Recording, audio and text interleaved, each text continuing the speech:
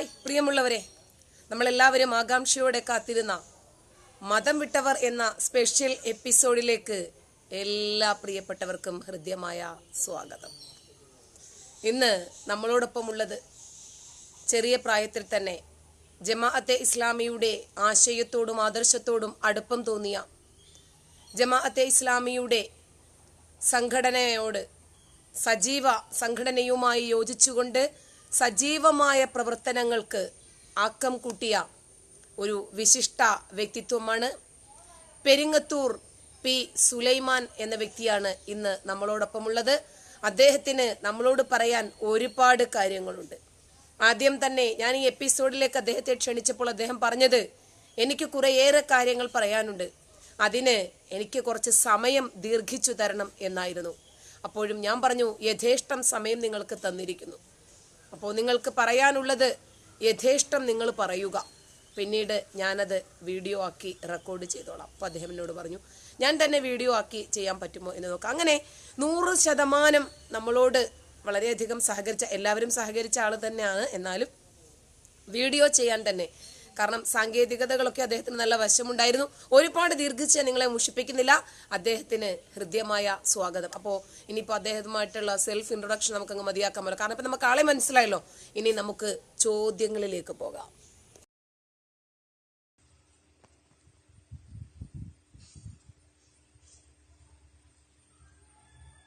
താങ്കൾ ചോദിച്ചതിന് മറുപടി പറയുന്നതിൽ സന്തോഷമുണ്ട്. ശക്തമായ മതസ്വാധീനമുള്ള ഒരു കുടുംബത്തിലാണ് ഞാൻ ജനിച്ചത്. എൻ്റെ ഉമ്മയും പാപ്പയും രണ്ടുപേരും മതനിഷ്ഠയുള്ളവരായിരുന്നു. കുട്ടിക്കാലത്ത് ഉമ്മയിൽ നിന്നാണ് ഞാൻ മതത്തിന്റെ ബാലപാഠങ്ങൾ പഠിച്ചത്. ഉപ്പ നാട്ടിലും ശ്രീലങ്കയിലുമൊക്കെ ഖതീബായി. ഖതീബ് എന്ന് പറഞ്ഞാൽ മുസ്ലിങ്ങൾ വെള്ളിയാഴ്ച നടത്താറുള്ള ജുമാ മീറ്റിംഗിൽ പ്രസംഗിക്കുന്ന ആൾക്കാണ് ഖതീബ് എന്ന് പറയുന്നത്. അങ്ങനെ ഖതീബായിട്ടൊക്കെ ജോലി ചെയ്ത ആളായിരുന്നു. ഒരു മുസ്ലിയാറായിരുന്നു. ഒരു സുന്നി കുടുംബമായിരുന്നു ഞങ്ങളുടെ. അങ്ങനെ ഇരിക്കെ ഉപ്പ മരണപ്പെട്ടതിന് ശേഷം ജ്യേഷ്ഠനും അതേപോലെ തന്നെ മതപഠനം നടത്തിയ ആളാണ്. പിന്നെ ഉപ്പ മരണപ്പെട്ടത് കാരണം പഠനമൊക്കെ നിർത്തി ചെറിയ തൊഴിലൊക്കെ ചെയ്യാൻ തുടങ്ങി. ബാപ്പയുടെ മരണം കഴിഞ്ഞ് 1 വർഷം കഴിയുന്നതിന് മുമ്പ് തന്നെ ജ്യേഷ്ഠൻ മുജാഹിദായി മാറി. അങ്ങനെ മുജാഹിദായി മാറിയപ്പോൾ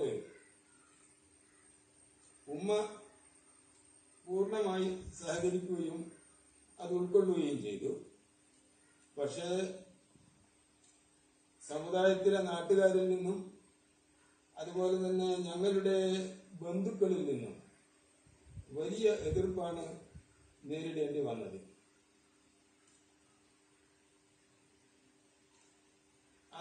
അന്നൊക്കെ മുജാഹിദാകുക എന്ന് പറഞ്ഞാല് വലിയ തീരെ ഇഷ്ടപ്പെടുന്ന കാര്യമല്ല. ഇന്നത്തെ മാതിരിയല്ല. ഉൾനാടുകളിൽ ഒരു മുജാഹിദ് പോക്കറ്റായി അക്കാലത്ത് കടവത്തൂർ മാത്രമായിരുന്നു. അതുകൊണ്ട് തന്നെ ഞാനും അനുജനും LP സ്കൂളിൽ പഠിക്കുന്ന കാലത്ത് കുട്ടികളൊക്കെ ഞങ്ങളെ വഹാബികൾ എന്ന് പറഞ്ഞ് പരിഹസിക്കാറുണ്ടായിരുന്നു. അങ്ങനെ കാലം കഴിഞ്ഞു. പിന്നീട് ഞാൻ ഹൈസ്കൂളിൽ പഠിക്കുന്ന കാലത്താണ് ജ്യേഷ്ഠൻ ജമാഅത്തെ ഇസ്ലാമിയുടെ ഒരു ചെറിയ ലഘുലേഖ, ഒരു ലഘുപുസ്തകം വീട്ടിൽ കൊണ്ടുവരികയും ഞാനത് വായിക്കുകയും ചെയ്തു. അന്ന് ഞാൻ 9ാം ക്ലാസ്സിലാണ്. വായിച്ചു കഴിഞ്ഞപ്പോൾ എനിക്ക് വലിയ ഇംപ്രഷൻ തോന്നി. ഞാൻ ജ്യേഷ്ഠനോട് ചോദിച്ചു, ഇത് തന്നെയല്ലേ നമുക്ക് നല്ലത്? ജ്യേഷ്ഠനോട് സമ്മതിച്ചു. അന്നു മുതൽ ജമാഅത്തെ ഇസ്ലാമി നെഞ്ചോട് എത്തിയ ഒരു പ്രസ്ഥാനമായി. ഞാൻ 10ാം ക്ലാസ്സിൽ പഠിക്കുന്ന സമയത്ത് ജമാഅത്തെ ഇസ്ലാമിയുടെ ഉത്തരമേഖലാ സമ്മേളനം തലശ്ശേരിയിൽ വെച്ചാണ് നടന്നത്. അതിൽ ഞാൻ 2 ദിവസം പൂർണ്ണമായി അവിടെ താമസിച്ച് പ്രതിനിധിയായി പങ്കെടുത്തു. പിന്നീട് കോളേജിൽ പോയപ്പോൾ, ബ്രണ്ണൻ കോളേജിലാണ് ഞാൻ ചേർന്നത്. അവിടെ അക്കാലത്ത് ജമാഅത്തെ ഇസ്ലാമിക്ക് ഒരു വിദ്യാർത്ഥി പ്രസ്ഥാനം ഉണ്ടായിരുന്നു, ISL എന്ന് പറയുന്നത്. ഞങ്ങൾ 5 പേര് കൂടി ബ്രണ്ണൻ കോളേജിൽ ആദ്യമായി ISL എന്ന് പറയുന്ന വിദ്യാർത്ഥി സംഘടനയുടെ ഒരു യൂണിറ്റ് സ്ഥാപിച്ചു. അങ്ങനെ ഇരിക്കെ പിന്നെ അടിയന്തരാവസ്ഥ വന്നു. അപ്പോ ഒരു പ്രവർത്തനവുമില്ല. എന്നാലും കാണുന്നവരോടൊക്കെ സ്വകാര്യമായി ജമാഅത്തെ ഇസ്ലാമിയെ സംബന്ധിച്ചും ഇസ്ലാമിനെ സംബന്ധിച്ചും സംസാരിക്കുക എന്റെ പതിവായിരുന്നു. എന്തുകൊണ്ടെന്നാൽ മതപ്രബോധനം ഒരു നിർബന്ധ ബാധ്യത എന്നായിരുന്നു ഞാൻ വിശ്വസിച്ചത്.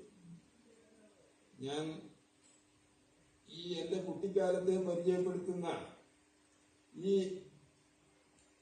എന്റെ ഈ സ്പീച്ചിൽ കുറച്ച് നീണ്ടുപോയാൽ എത്രത്തോളം പറയണം എന്നതിനെ സംബന്ധിച്ച് ടീച്ചറെ എന്ത് വിചാരിക്കുമെന്ന് എനിക്കറിയില്ല. ഇത് കൂടിപ്പോയാൽ അധികമാവും, തീരെ കുറഞ്ഞു പോകാനും പറ്റില്ലല്ലോ. അതുകൊണ്ട് ഞാൻ ചുരുക്കി പറയാൻ നോക്കാം. ഏതായാലും താങ്കളുടെ ഇനിയുള്ള ചോദ്യങ്ങൾക്കൊന്നും ഞാൻ ഇത്ര കൂടുതൽ നീട്ടിപ്പറയില്ല. അങ്ങനെ അടിയന്തരാവസ്ഥ വന്നു. പിന്നീട് ഞാൻ പ്രീ ഡിഗ്രി കഴിഞ്ഞു.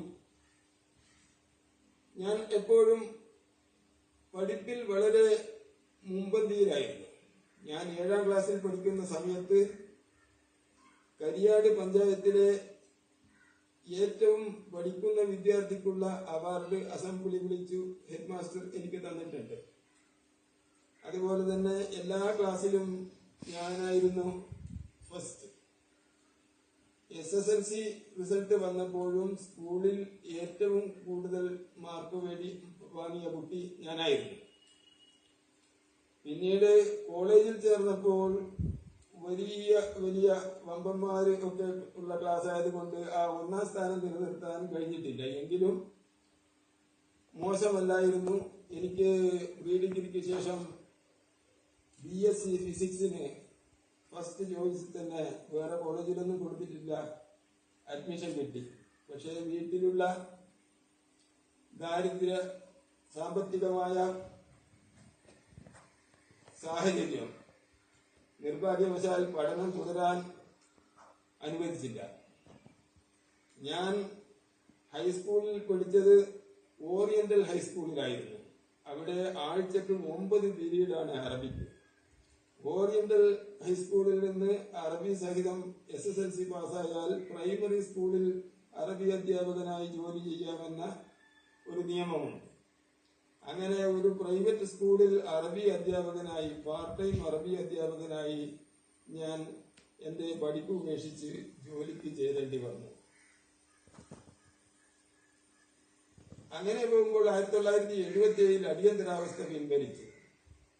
രാഷ്ട്രീയ പാർട്ടികൾക്കും ജമാഅത്തെ ഇസ്ലാമിക്കൊക്കെ പ്രവർത്തന സ്വാതന്ത്ര്യം കിട്ടി. അപ്പോ ഞാൻ എന്റെ തനിനിറം പുറത്തെടുക്കാൻ തുടങ്ങി. അപ്പൊ അവിടെ അറബിക്ക് പോസ്റ്റ് അനുവദിച്ചത് മുസ്ലിം കുട്ടികളുടെ സ്ട്രെങ്ത് അനുസരിച്ചാണല്ലോ. അപ്പൊ അവിടെയുള്ള സുന്നി പള്ളി ഭാരവാഹികൾ എന്നോട് പറഞ്ഞു, ഇത് ശരിയാകില്ല, ഒന്നുകിൽ നിങ്ങൾ പിന്തിരിയണം, അല്ലെങ്കിൽ ഞങ്ങൾ കുട്ടികളെ അയക്കില്ല.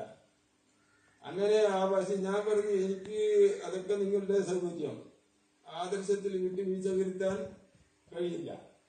ആ നിലപാടുമായി ഞാൻ പോയപ്പോൾ അവസാനം അവര് കുട്ടികളെ ആ സ്കൂളിൽ നിന്ന് അടുത്ത വർഷം ആ സ്കൂളിൽ അയക്കാതെ TC മേടിച്ചു മറ്റു സ്കൂളിലേക്ക് അയക്കുകയും അങ്ങനെ എന്റെ പോസ്റ്റ് നഷ്ടപ്പെടുകയും ചെയ്തു. അപ്പോഴേക്കും ഭാഗ്യവശാൽ 2 വർഷം പൂർത്തിയായിരുന്നു.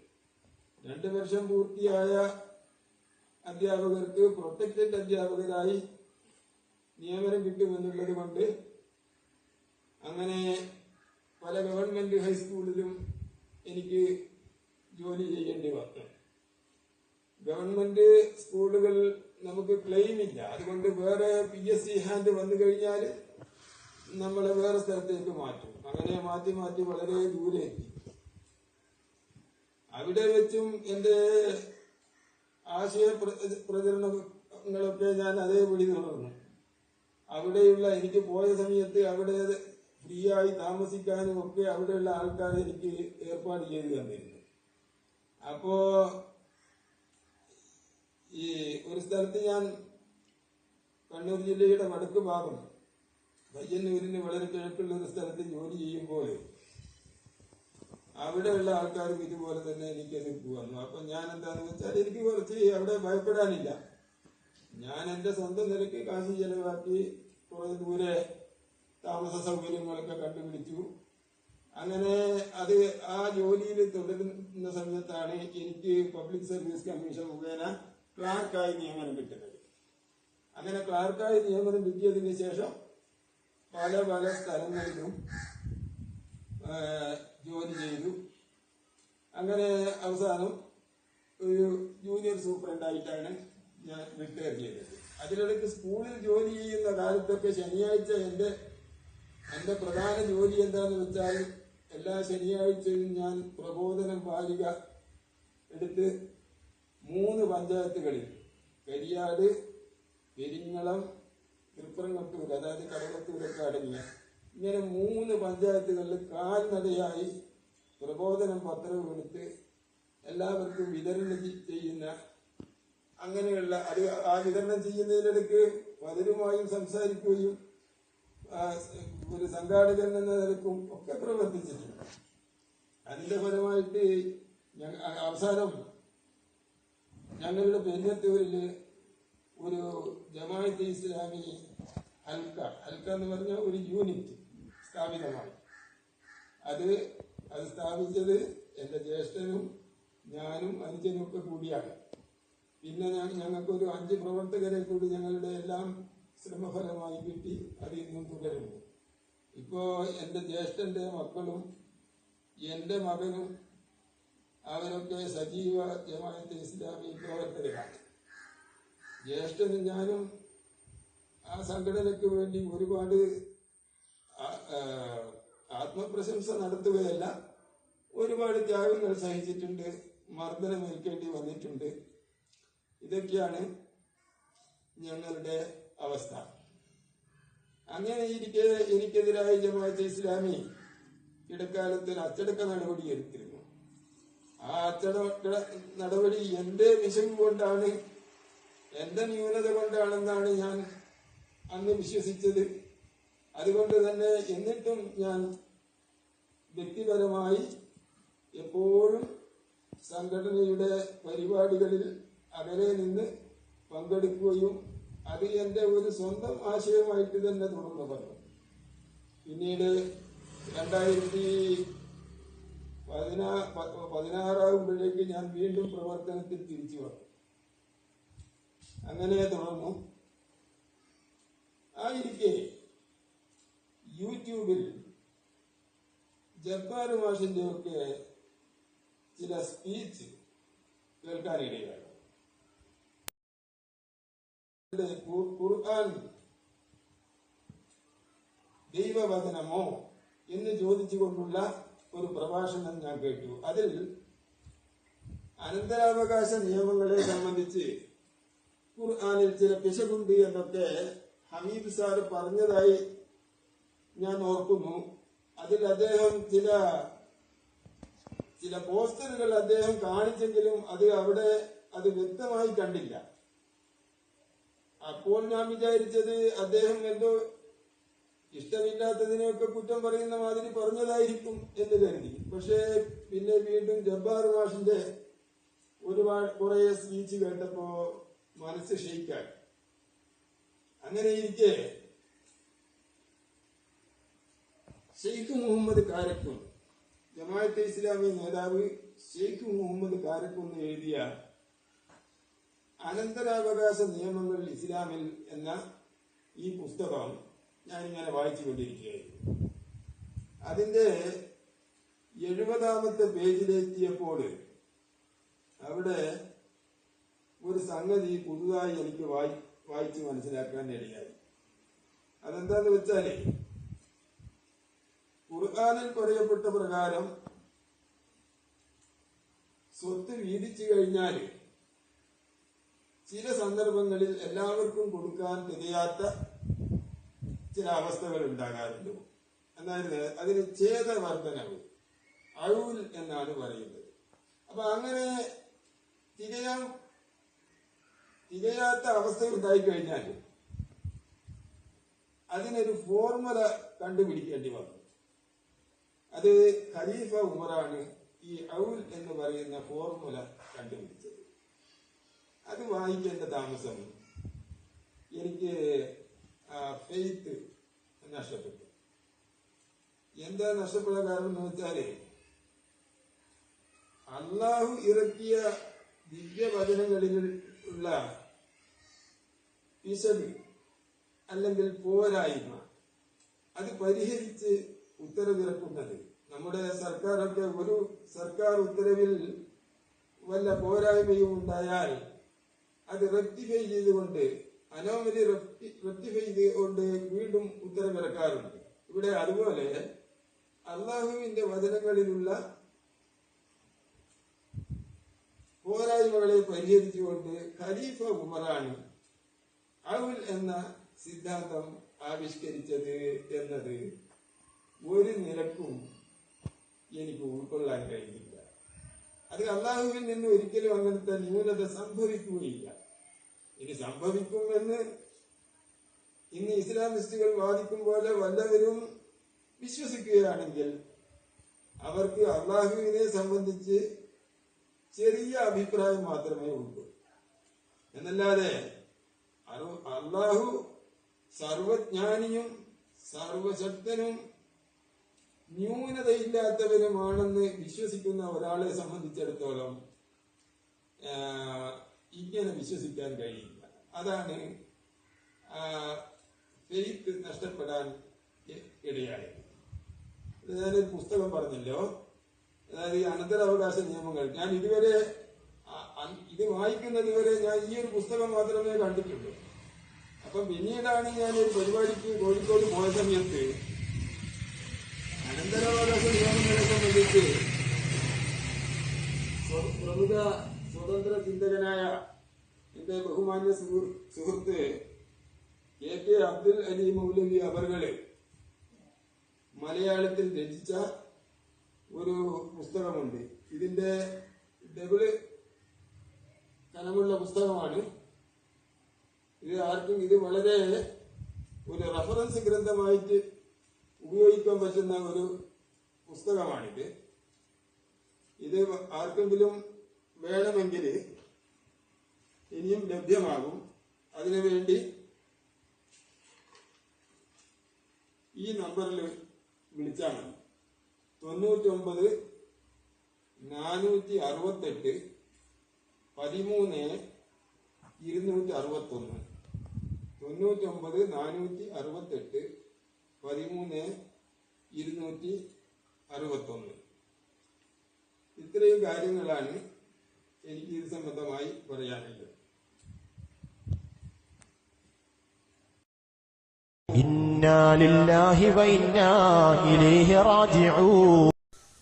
ഒന്നാമത്തെ ചോദ്യം, താങ്കൾ മുമ്പുണ്ടായിരുന്ന ആദർശം, വിശ്വാസം, അതുപോലെ മതനിഷ്ഠമായിട്ടുള്ള ജീവിതമൊക്കെ ആയിരിക്കുമല്ലോ. അത് താങ്കളുടെ പ്രീവിയസ് ആയിട്ടുള്ള, അതായത് ഇപ്പോൾ സ്വതന്ത്ര ജീവിതത്തിലേക്ക്, മതരാഹിത്യത്തിലേക്ക് വരുന്നതിനു മുമ്പുള്ള താങ്കളുടെ ജീവിതം, ഈ ആദർശത്തോട് താങ്കളുടെ വിശ്വാസം, ഇതൊക്കെ എങ്ങനെയായിരുന്നു? എന്തുകൊണ്ടാണ് മതം ഉപേക്ഷിക്കുന്നവർ കൂടുതലും മുസ്ലിങ്ങളിൽ നിന്ന് ആകുന്നത് എന്നതാണ് ടീച്ചറുടെ അടുത്ത ചോദ്യം. മുസ്ലിങ്ങളിൽ നിന്ന് തന്നെയാണോ ഏറ്റവും കൂടുതൽ നിരീശ്വരവാദികളായി മാറുന്നത് എന്ന കാര്യത്തിൽ ഞാൻ ഒരു പഠനം നടത്തിയിട്ടില്ല. പഠനം നടന്നതായി വായിച്ചിട്ടുമില്ല. എങ്കിലും അടുത്ത കാലത്തായി ഒരു കുത്തൊഴുക്ക് നടക്കുന്നുണ്ട്. ക്രിസ്ത്യാനിറ്റിയിൽ നിന്ന് തന്നെ ഒരുപാട് രാജ്യങ്ങളിൽ ചർച്ചിൽ പോകാൻ പോലും ആളെ കിട്ടാത്ത അവസ്ഥയാണുള്ളത്. പ്രത്യേകിച്ച് സ്കാൻഡിനേവിയൻ രാജ്യങ്ങൾ, നോർവേ, സ്വീഡൻ, ഫിൻലൻഡ് മുതലായ രാജ്യങ്ങൾ. ഫ്രാൻസിലും ഏതാണ്ട് സ്ഥിതിഗതികളൊക്കെ അങ്ങനെയാണ്. അമേരിക്കൻ വൻകരയിൽ, വടക്കേ അമേരിക്കയിൽ പ്രത്യേകിച്ചും മതവിശ്വാസികളായിട്ടുള്ളവർ വളരെ കുറവാണ്. ഇനി ഉള്ളവരിൽ തന്നെ വളരെ ദുർബലമായ അല്ലെങ്കിൽ വളരെ മൈൽഡായിട്ടുള്ള ഒരുതരം എന്തെങ്കിലും ചടങ്ങുകളിൽ മാത്രം മതം ഒതുങ്ങുന്നു. താങ്കൾ ചോദിച്ച പ്രകാരം മുസ്ലിങ്ങളിൽ ഇപ്പോഴെന്താണ് ഈ ഒരു അവസ്ഥക്ക് കാരണം എന്നത് ചോദിച്ചാൽ ഏറ്റവും കൃത്യമായ ഉത്തരം, ഈ അടുത്ത കാലത്തായി ഇന്റർനെറ്റിന്റെ ഉപയോഗവും പ്രചാരവും വർദ്ധിച്ചു എന്നതാണ്. അതോടുകൂടി വിജ്ഞാനം മനുഷ്യന്റെ വിരൽത്തുമ്പിലെത്തി. വിസ്ഡം അറ്റ് ഫിംഗർ ടിപ്പ് എന്നാണല്ലോ പറയുന്നത്. അപ്പൊ അതോടുകൂടി വലിയ വലിയ മഹാപണ്ഡിതന്മാർ മാത്രം വായിച്ചിരുന്ന പൗരാണികമായ അടിസ്ഥാന ഇസ്ലാമിക ഗ്രന്ഥങ്ങൾ അല്ലെങ്കിൽ ആ ഗ്രന്ഥങ്ങളിലുള്ള ചില ഉള്ളടക്കങ്ങൾ ഇന്റർനെറ്റിൽ നിന്ന് സാധാരണക്കാരനും വായിച്ചു മനസ്സിലാക്കാൻ കഴിയും. ഇതോടുകൂടി നമ്മുടെ മതപണ്ഡിതന്മാർ പലപ്പോഴും ആശങ്ക മൂലമോ അല്ലെങ്കിൽ മാനഹാനി മൂലമോ മറച്ചു വെച്ചിരുന്ന പല ഭാഗങ്ങളും ഇന്ന് സാധാരണക്കാരുടെ കയ്യിലെത്തുകയാണ്. ഇതോടുകൂടി ഈ മതത്തിന്റെ ചില പൊള്ളത്തരങ്ങൾ അനാവരണം ചെയ്യപ്പെടുകയും അത് മതപരിത്യാഗത്തിന് കാരണമായി തീരുകയും ചെയ്യുന്നു. പണ്ടുകാലത്തൊക്കെ മതപരിത്യാഗം അഥവാ മുർത്തദ്ദാകൽ എന്ന് പറഞ്ഞാൽ ഒരാളും വെച്ച് പൊറുപ്പിക്കാൻ കഴിയാത്ത ഒരിക്കലും അത് അംഗീകരിക്കാൻ പറ്റാത്ത ഒരു കാര്യമായിരുന്നു. ഇപ്പോൾ കേരളത്തിന്റെ മാത്രമല്ല ലോകത്തിന്റെ തന്നെ പല ഭാഗങ്ങളിലും, പ്രത്യേകിച്ച് സൗദി അറേബ്യ പോലുള്ള മുസ്ലിം യാഥാസ്ഥിക രാജ്യങ്ങളിൽ നല്ലൊരു ശതമാനം, ചില പഠനങ്ങൾ അനുസരിച്ച് അവിടെ ഭൂരിപക്ഷവും 50%-ലധികം ജനങ്ങൾ നിരീശ്വരവാദികളായി മാറിയിരിക്കുകയാണ്. അതുകൊണ്ട് ഇന്റർനെറ്റിന്റെ പ്രചാരണമാണ് ഇതിനൊരു കാരണമെന്നാണ് ഞാൻ മനസ്സിലാക്കുന്നത്.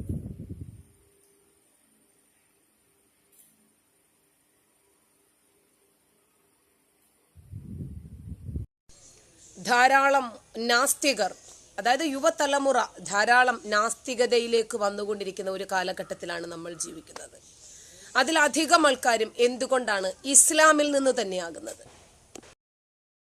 ഇതൊരു ഇസ്ലാമിക രാഷ്ട്രമായാൽ 6 വയസ്സുള്ള പെൺകുട്ടിയെ കല്യാണം കഴിക്കുന്ന അവസ്ഥയും അതുപോലെ തന്നെ കൊള്ളയും കൊലപാതകവും പിടിച്ചുപറിയും ഇതൊക്കെയുള്ള ഒരു രാജ്യമായി മാറുമോ എന്നതാണ് ടീച്ചർ ചോദിക്കുന്ന അടുത്ത ചോദ്യം. ഒരിക്കലുമില്ല.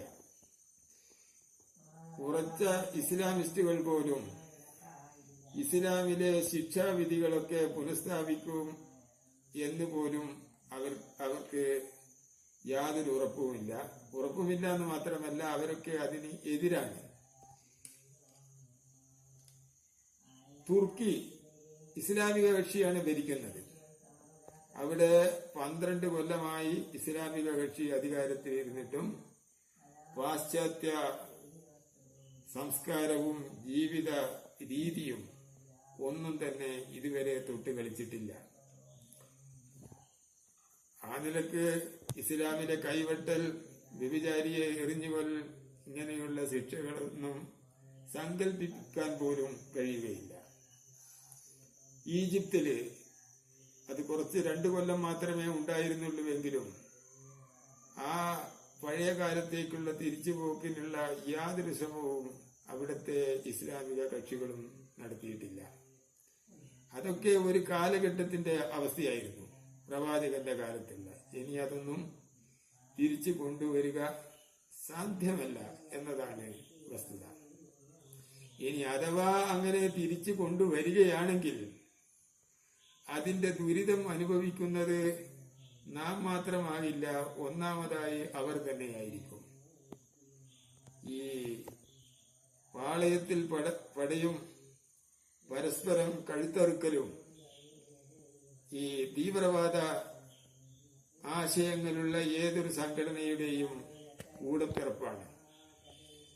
അത് കമ്മ്യൂണിസമായാലും നമുക്കറിയാം, റഷ്യൻ വിപ്ലവം നടന്നതിന് ശേഷം ഒന്നാമതായി ശിക്ഷിക്കപ്പെട്ടത് ആ വിപ്ലവത്തിൽ പങ്കെടുത്ത നേതാക്കളെ തന്നെയാണ്. അതുപോലെ തന്നെയാണ് ഇസ്ലാമിക ചരിത്രവും. പ്രവാചകന്റെ മരണശേഷം പ്രവാചകന്റെ അനുയായികൾക്ക് സഹാബികൾ എന്നാണ് പറയുക. അപ്പോ ഈ സഹാബികൾ തന്നെയാണ് പരസ്പരം കഴുത്തറുക്കാനും പരസ്പരം എല്ലാവിധ വൃത്തികേടുകളും ചെയ്യാനും തുടങ്ങിയത്.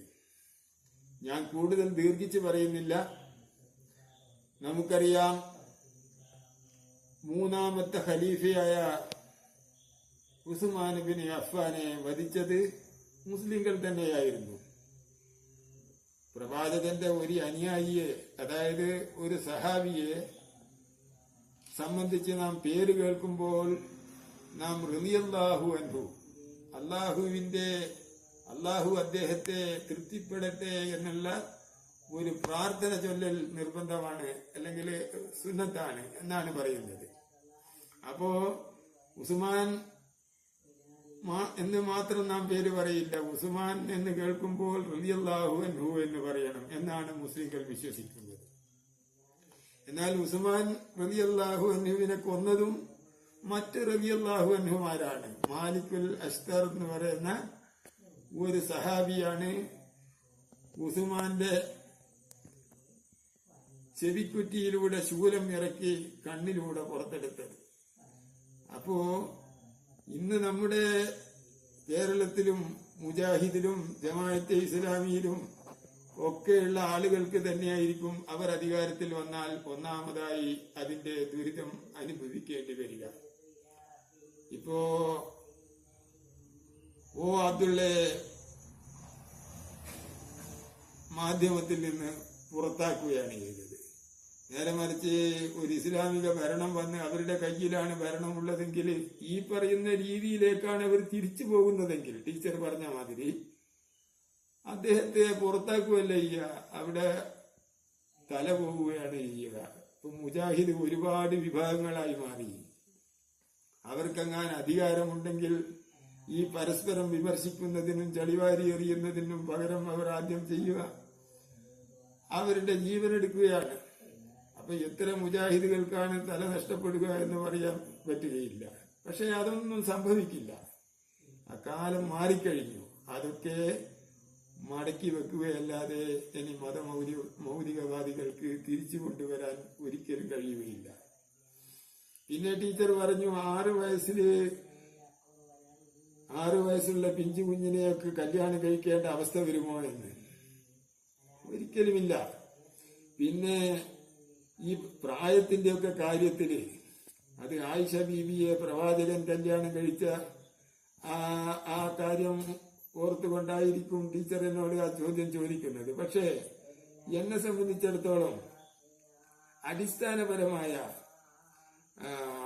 ഒരു ഭൗതികവാദി എന്ന നിലക്ക് അടിസ്ഥാനപരമായ ബിന്ദുക്കളിൽ മാത്രം സംസാരിക്കുക, ആരെയും അവഹേളിക്കാനോ അല്ലെങ്കിൽ പരിഹസിക്കാനോ വേണ്ടി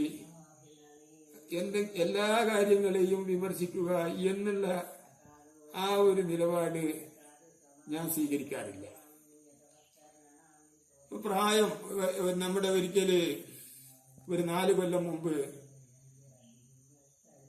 മനോരമ ചാനലിന്റെ ഒരു റിപ്പോർട്ടർ ജോണി ലൂക്കോസ് പ്രമുഖ യുക്തിവാദിയായ യുക്തിവാദി എന്ന് അദ്ദേഹം അറിഞ്ഞില്ലെങ്കിൽ ഏതായാലും നമ്മുടെ കേരളക്കര കണ്ട ഏറ്റവും നല്ല ഒരു പുരോഗമനവാദിയായ പുനത്തിൽ കുഞ്ഞബ്ദുള്ളയുമായി നടത്തിയ ഇന്റർവ്യൂവിൽ കുഞ്ഞബ്ദുള്ള പറയുന്നത് ഇതാണ്. ആ വീഡിയോ ഇപ്പോഴും ലഭ്യമാണ്. കുഞ്ഞബ്ദുള്ള പറയുകയാണ്, age is not a matter, not at all a matter എന്നാ പറയുന്നത്. പ്രായം ഇക്കാര്യത്തില് ഒരു സംഗതിയേ അല്ല എന്നുള്ളതാണ്. ഞാൻ കൂടുതൽ നീട്ടിക്കൊണ്ടുപോകുന്നില്ല. ഇപ്പൊ നമ്മുടെ നാട്ടിലുള്ള നിയമപ്രകാരം 18 വയസ്സാണ് വിവാഹ പ്രായം. അതിനു മുമ്പ് വല്ല ബന്ധവും നടന്നാൽ അത് ഇന്ത്യൻ ശിക്ഷാ നിയമപ്രകാരം ക്രിമിനൽ കുറ്റമാണ്. അതായത് നമ്മുടെ നിയമപ്രകാരം 17 വയസ്സുള്ള ഒരു യുവതിയൊക്കെ ശിശുവാണ്. ഇതൊക്കെ ആരുണ്ടാക്കിയ നിയമമാണ്? എന്താണ് ഇതിന്റെ അടിസ്ഥാനം? ഇതിന് മാനുഷികമായോ ശാസ്ത്രീയമായോ യാതൊരു അടിത്തറയുമില്ല, ഒരു ലോജിക്കുമില്ല എന്നുള്ളതാണ് എന്റെ അഭിപ്രായം. മാതൃഭൂമി 2-3 വർഷം മുമ്പ് ഒരു പരമ്പര തന്നെ എഴുതിയിരുന്നു. അതായത് നമ്മുടെ ആദിവാസികൾ അവരുടെ പരമ്പരാഗതമായ രീതി എന്താണെന്ന് വെച്ചാൽ ബാല്യത്തിൽ തന്നെ 12ഉം 13ഉം ഒക്കെ പ്രായമുള്ള പെൺകുട്ടികളെ 14-15 വയസ്സൊക്കെയുള്ള കുട്ടികളെ കല്യാണം കഴിക്കാറുണ്ട്. അത് അവരുടെ പരമ്പരാഗതമായ രീതിയാണ്. അങ്ങനെ കല്യാണം നിയമപരമായി നടന്നാലും നടന്നില്ലെങ്കിലും അതിൽ കുട്ടികളുണ്ടായപ്പോൾ ആ ആൺകുട്ടികളെയും പെൺകുട്ടികളെയും കുട്ടികൾക്കുമെതിരായി ക്രിമിനൽ കേസെടുത്ത് അവരെ റിമാൻഡ് ചെയ്ത് ജയിലിൽ കഴിയേണ്ട അവസ്ഥ വന്നു. ഇതൊന്നും മനുഷ്യത്വത്തിനോ അല്ലെങ്കിൽ ശാസ്ത്രത്തിനോ യോജിച്ച ഒരു നിലപാടല്ല. നമ്മുടെ നാട്ടിലുള്ള നിയമമനുസരിച്ചാണ് പോലീസുകാർ അങ്ങനെ കേസെടുക്കുന്നത്. പക്ഷെ എനിക്കതിനോടൊന്നും യോജിപ്പില്ല. അതുകൊണ്ട് ഇങ്ങനെയുള്ള കാര്യങ്ങൾ നമ്മൾ എല്ലാ കാര്യത്തിനും പ്രവാചകനെയൊക്കെ ആക്ഷേപിക്കുന്നത് അതിന്റെ അനുയായികൾക്ക് വലിയ വികാരം വ്രണപ്പെടാനുള്ള അവസരമുണ്ടാകും. അങ്ങനെ ഒന്ന് ചെയ്യണമെന്ന് എനിക്ക് ഉദ്ദേശമില്ല. ഈ ഒരു 14 നൂറ്റാണ്ട് മുമ്പുള്ള ഒരവസ്ഥയായിരുന്നു 6 വയസ്സിൽ ആയിഷ ബീവിയെ പ്രവാചകൻ കല്യാണം കഴിച്ചത്. പക്ഷേ എന്ന് വെച്ചാല് അപ്പോൾ തന്നെ മറ്റുള്ള എല്ലാ ബന്ധങ്ങളും ഉണ്ട് എന്നല്ല. അതൊക്കെ കുറെ കഴിഞ്ഞതിന് ശേഷമാണ് അതൊക്കെ നടക്കുന്നത്. പല കാലഘട്ടത്തിലും പല രാജ്യങ്ങളിലും പല വിധത്തിലുള്ള ആചാരങ്ങളും സമ്പ്രദായങ്ങളും ഉണ്ട്. എന്തിനു പറയുന്നത്, കഴിഞ്ഞ നൂറ്റാണ്ടിൽ ജീവിച്ച നമ്മുടെ രാഷ്ട്രപിതാവ് മഹാത്മാഗാന്ധി കല്യാണം കഴിച്ചത് 13ാമത്തെ വയസ്സിലാണ്. അപ്പോ ഇതൊക്കെ നാം മനസ്സിലാക്കണം. ഏതെങ്കിലും ഒരാളെ മാത്രം നാം എല്ലാ കാര്യത്തിനും കുറ്റം പറയേണ്ട ആവശ്യമില്ല. ഏതായാലും ടീച്ചർ ചോദിച്ച പ്രകാരം ഇനി ഒരിക്കലും ഈ മതമൗലികവാദം ഈ ഭൂമുഖത്ത് തിരിച്ചു വരാൻ പോകുന്നില്ല.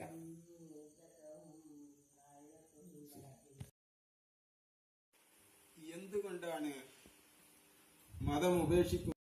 നാനാത്വത്തിൽ ഏകത്വത്തോടുകൂടി സഹോദരങ്ങളായി എല്ലാവരും ഒത്തൊരുമിച്ച് പ്രശ്നത്തിലായാലും ദുരിതത്തിലായാലും സന്തോഷത്തിലും സങ്കടത്തിലുമൊക്കെ യോജിച്ചു കൊണ്ടുപോകുന്ന ഈ കൊച്ചു കേരളക്കരയെ ഇസ്ലാമിക രാജ്യമാക്കുന്നതിനു വേണ്ടി ഇസ്ലാമിസ്റ്റ് തീവ്രവാദികൾ രംഗത്തെത്തിയിരിക്കുന്നത് താങ്കളും അറിഞ്ഞിട്ടുണ്ടാകുമല്ലോ. അങ്ങനെ ഇതൊരു ഇസ്ലാമിക രാജ്യമാക്കി മാറ്റി ഇവിടെ 6 വയസ്സുള്ള കുഞ്ഞുങ്ങളെ പിടിച്ചു കെട്ടിച്ചു കൊടുക്കാനും യുദ്ധവും കൊള്ളയും കൊലയും കുത്തഴിഞ്ഞ ലൈംഗികതയും ഇതൊക്കെ വീണ്ടും പുനഃസ്ഥാപിക്കാനാണോ ഇവർ ശ്രമിക്കുന്നത്? ഈ കേരളത്തെ അതല്ലെങ്കിൽ ഇന്ത്യയെ ഒരു ഇസ്ലാമിക രാജ്യമാക്കാനാണോ ഇവർ ശ്രമിക്കുന്നത്? അതിൽ താങ്കളുടെ കാഴ്ചപ്പാട് എന്താണ്? ധാർമ്മികത എന്നാൽ മൊറാലിറ്റി, എത്തിക്സ് ഇങ്ങനെയൊക്കെ പറയുന്നത് ആപേക്ഷികമാണ്. ഇന്നേ കാര്യം ധാർമ്മികമാണ്, ഇന്നേതാണ് മൊറാലിറ്റിക്ക് നിരക്കുന്നത് എന്നത് ഖണ്ഡിതമായി ആർക്കും തന്നെ പറയുക സാധ്യമല്ല. ഓരോ കാലത്തെയും ജനങ്ങൾ എന്താഗ്രഹിക്കുന്നുവോ, അവരുടെ സഭ്യത എന്താവശ്യപ്പെടുന്നുവോ അവരുടെ നിയമങ്ങൾ എന്താണോ അനുശാസിക്കുന്നത്, ഇങ്ങനെയുള്ള പല കാര്യങ്ങളെയും ആശ്രയിച്ചിരിക്കും.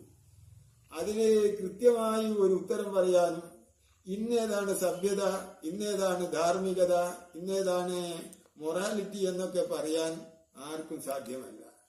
അപ്പോൾ യുക്തിവാദികളെ സംബന്ധിച്ചിടത്തോളം ഓരോ ലോകം ഇങ്ങനെ പുരോഗമിക്കുകയാണ്. അപ്പോൾ അത് മനുഷ്യന് എന്താണോ ആവശ്യമുള്ളത് അതിനനുസരിച്ച് അത് മുന്നോട്ട് പോകും. പൊതുജന ജീവിതത്തിനും സാമൂഹ്യ ജീവിതത്തിനും ദോഷകരമല്ലാത്ത യാതൊന്നും അധാർമികമാണെന്ന് പറയുക സാധ്യമല്ല.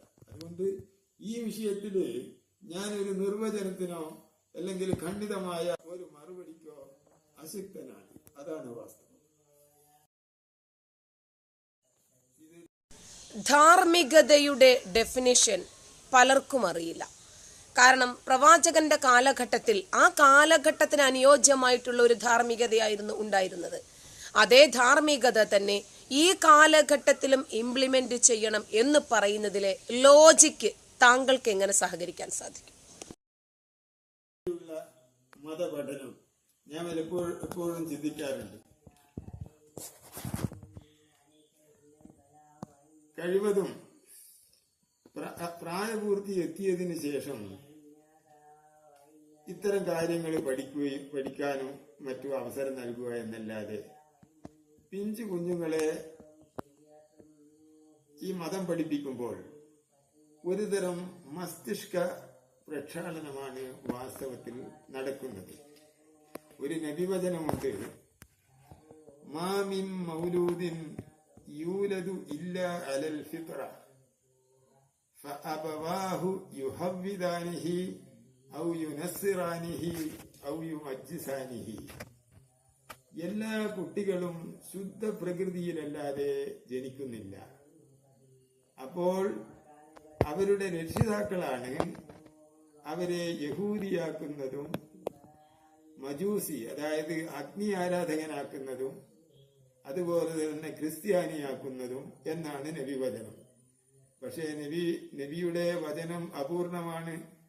അവരെ മുസ്ലിമാക്കുന്നതും യഥാർത്ഥത്തിൽ രക്ഷിതാക്കൾ തന്നെയാണ്.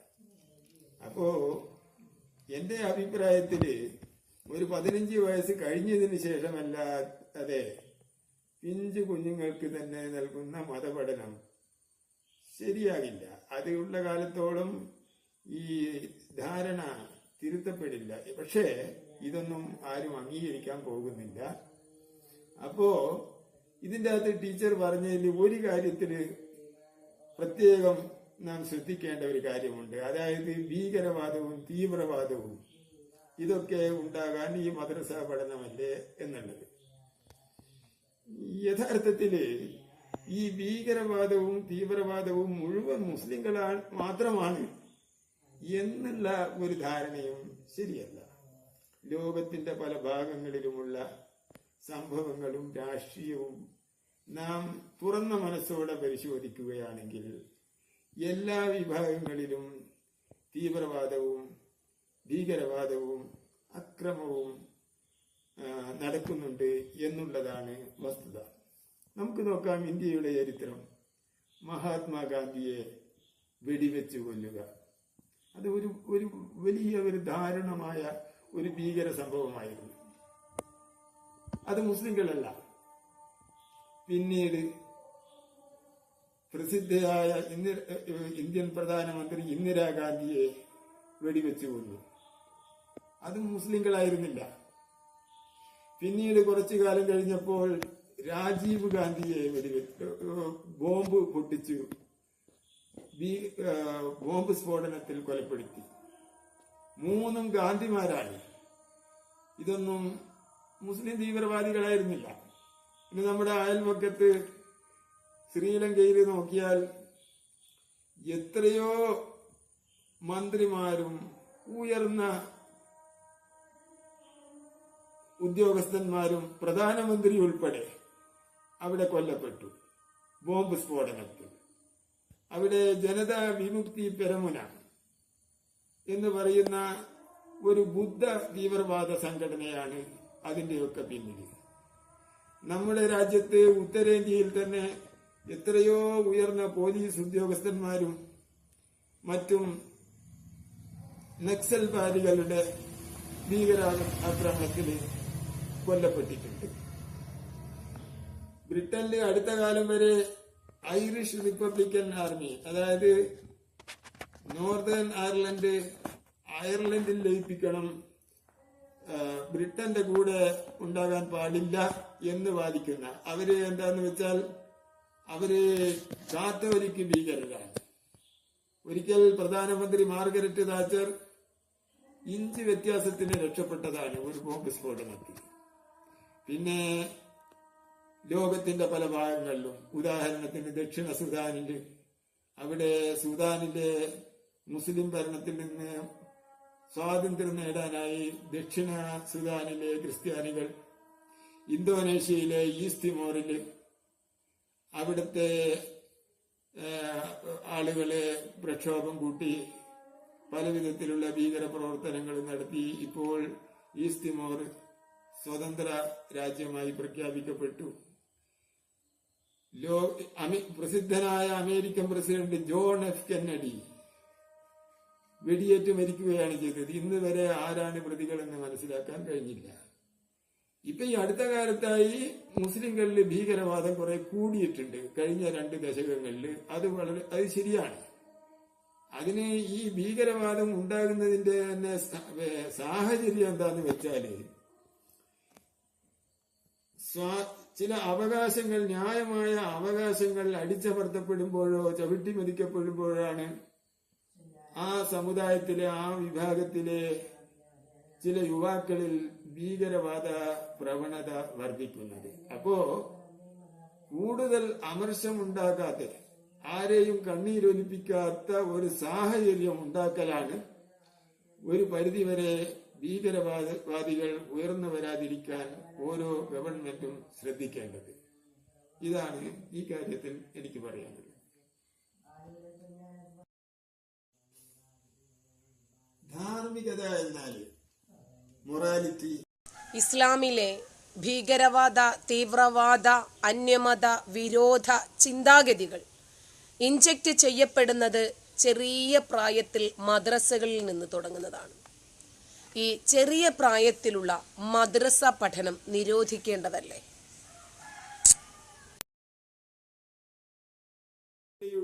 അതിപ്രസരം തീർച്ചയായും സ്വതന്ത്ര ചിന്തക്ക് ആക്കം കൂട്ടുമെന്നതിൽ യാതൊരു സംശയവുമില്ല. സോഷ്യൽ മീഡിയയിൽ കൂടി സ്വതന്ത്ര ചിന്താഗതി വളരെ ശീഘ്രമായി പ്രചരിച്ചുകൊണ്ടിരിക്കുകയാണ്. നമ്മുടെ നാട്ടിലെ മതപണ്ഡിത നേതൃത്വത്തിന് ഒരു തലവേദനയായി മാറിയിരിക്കുകയാണ്. അതിന്റെ തെളിവാണ് അടുത്ത കാലത്തായി എല്ലാ മതപ്രസിദ്ധീകരണങ്ങളും അവരുടെ സോഷ്യൽ മീഡിയയും യുക്തിവാദികളെ ഫോക്കസ് ചെയ്തുകൊണ്ടും യുക്തിവാദികൾക്കെതിരായി കുപ്രചരണം നടത്തുന്നതിലും ഓരോ മതസംഘടനകളും മത്സരിക്കുകയാണ്. കാരണം തങ്ങളുടെ കാലിനടിയിൽ നിന്ന് മണ്ണിളകാൻ തുടങ്ങിയിരിക്കുന്നു എന്നതുകൊണ്ടാണ് അവരുടെ എല്ലാ പ്രചാരണങ്ങളും യുക്തിവാദികൾക്കെതിരെ തിരിഞ്ഞിരിക്കുന്നത്.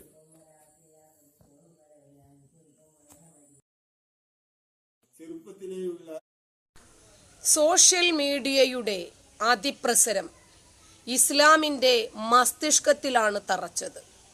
ഇസ്ലാമിക പ്രഭാഷകർക്ക് സോഷ്യൽ മീഡിയകളിൽ കാലിടറുന്നുണ്ട്. ഈ സോഷ്യൽ മീഡിയയുടെ പ്രസരവുമായി സ്വതന്ത്ര ചിന്തയെ തട്ടിച്ചു നോക്കുമ്പോൾ സ്വതന്ത്ര ചിന്തകർ വർദ്ധിച്ചു വരും എന്ന് നമുക്ക് പ്രത്യാശിക്കാമോ? വളർന്നുകൊണ്ടിരിക്കുകയാണ് എന്ന കാര്യത്തില് ആ കാര്യം പറഞ്ഞുകൊണ്ട് ഇസ്ലാമിസ്റ്റുകള് ഊറ്റം കൊള്ളുന്നതിൽ വലിയ അർത്ഥമൊന്നുമില്ല.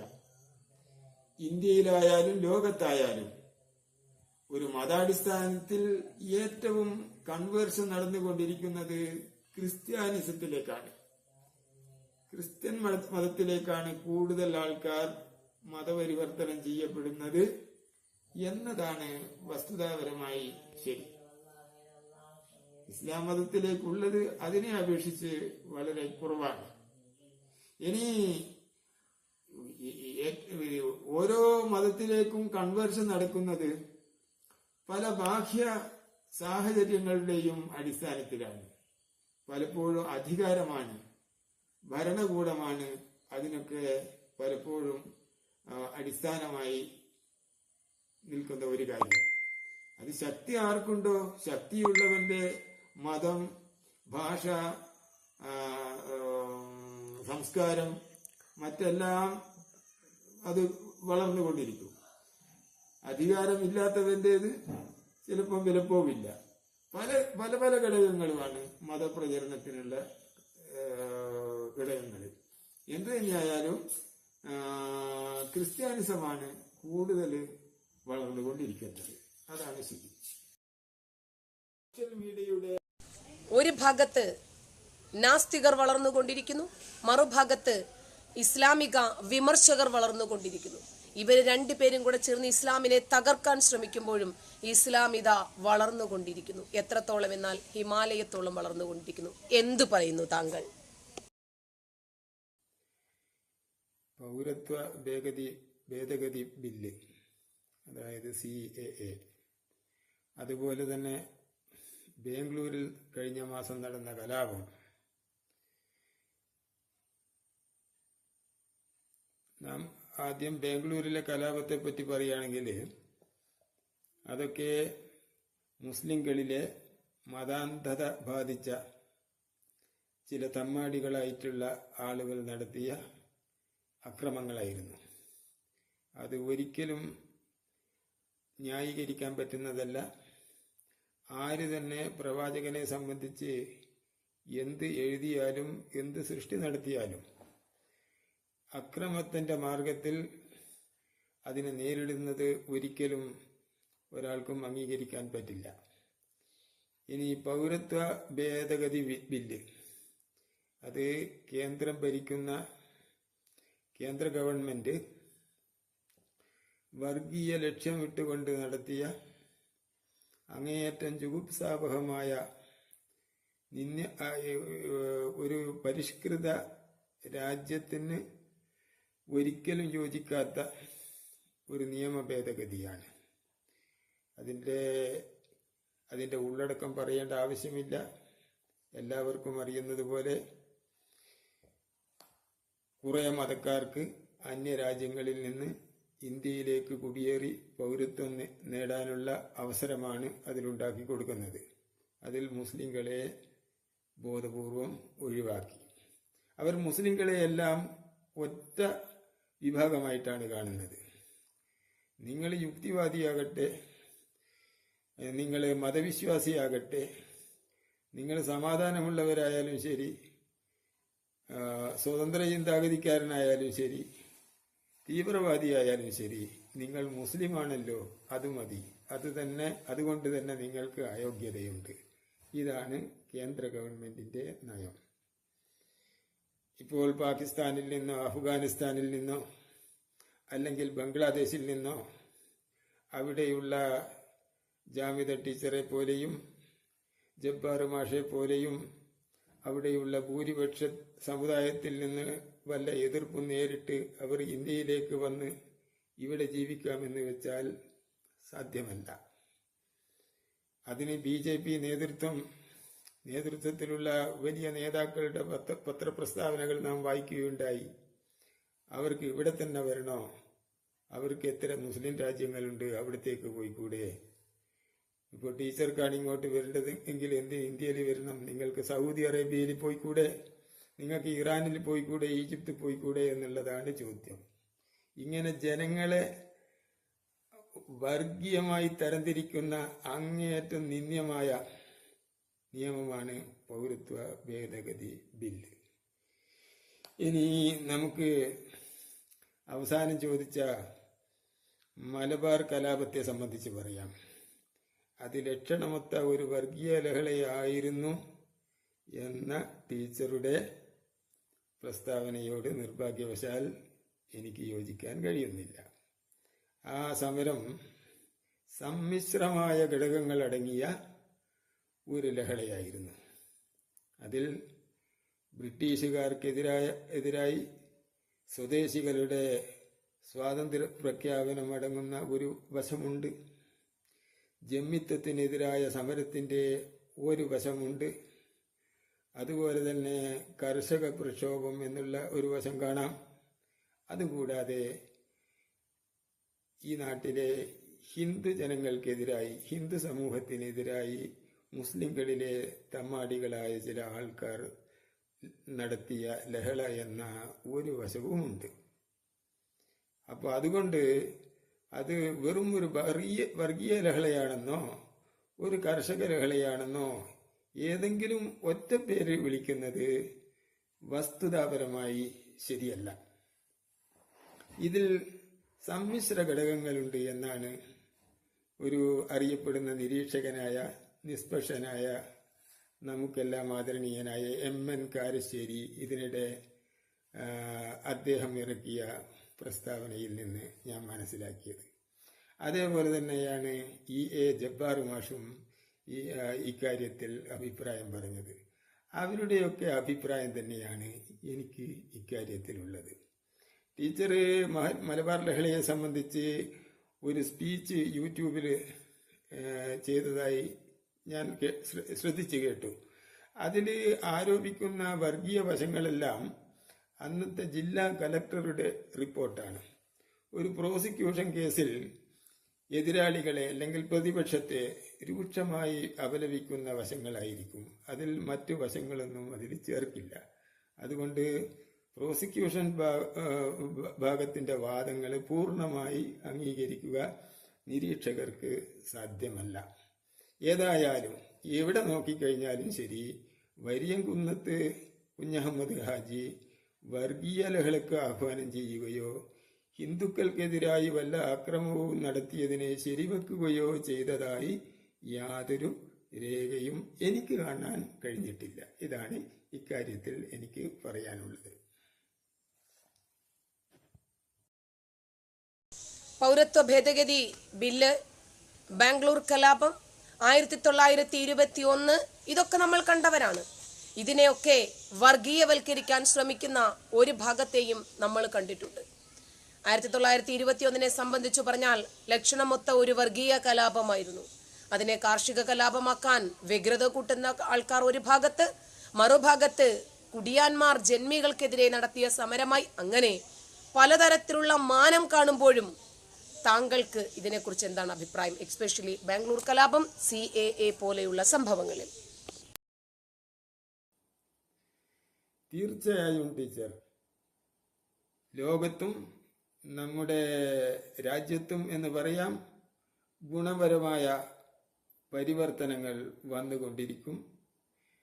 നല്ല ആശാവഹമായ പ്രവണതയാണ് പുതുതലമുറയിൽ നമുക്ക് കാണാൻ കഴിയുന്നത്. അതുകൊണ്ട് തീർച്ചയായും സൽഫലങ്ങൾ നമുക്ക് പ്രതീക്ഷിക്കാം. ഇതാണ് എൻ്റെ അഭിപ്രായം.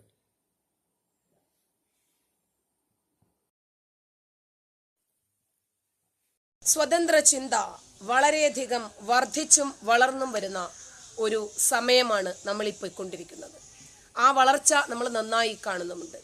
വരാൻ പോകുന്ന ഒരു യുവതലമുറ ദൈവിക ഗ്രന്ഥമെന്നും ദൈവിക നിയമമെന്നും എന്തെങ്കിലുമൊക്കെ എടുത്ത് തലയിൽ വെച്ചു കൊടുത്താൽ വരാൻ പോകുന്ന വളർന്നു വന്നുകൊണ്ടിരിക്കുന്ന യുവതലമുറയൊന്നും അതിനെ അഡ്മിറ്റ് ചെയ്യില്ല.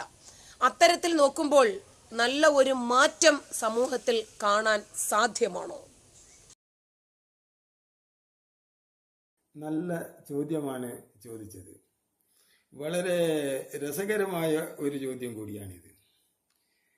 ഇപ്പോൾ ഈ അടുത്ത കാലത്തായി ഇസ്ലാമിസ്റ്റുകൾ എല്ലാ വേദികളിലും അവരുടെ പ്രസിദ്ധീകരണങ്ങളിലും ആവർത്തിച്ചു കൊണ്ടിരിക്കുന്ന ആരോപണങ്ങളാണിത്.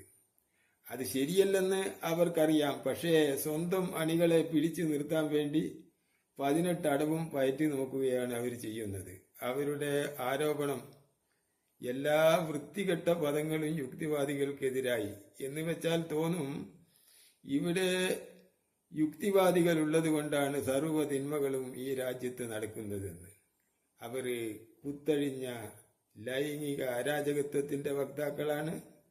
എന്ന് വെക്കേണ്ട ഒരുപാട് മൃഗഗമനം, മറ്റേ സ്വവർഗരതി എന്ന് വെക്കേണ്ട സർവ്വ വൃത്തികേടുകളുടെയും ഉടമകളാണ് ഈ യുക്തിവാദികൾ, താന്തോന്നികൾ, തമ്മാടികൾ ഇങ്ങനെയൊക്കെയുള്ള ഒരു തരം ആരോപണങ്ങളാണ് യുക്തിവാദികൾക്കെതിരെ ഉന്നയിക്കുന്നത്. നമുക്കതിന്റെ ആവശ്യമില്ല. നാം ആരും മറ്റുള്ളവരെ സംബന്ധിച്ച് അത്ര ഹീനമായ ആരോപണങ്ങൾ ഉന്നയിക്കുന്നില്ല. നമുക്കറിയാമല്ലോ, ഇവിടെ ചാനലുകളിലും പത്രങ്ങളിലും നിത്യേന ക്രിമിനലുകളെ അറസ്റ്റ് ചെയ്യുന്നത് നമ്മൾ കാണുന്നുണ്ട്.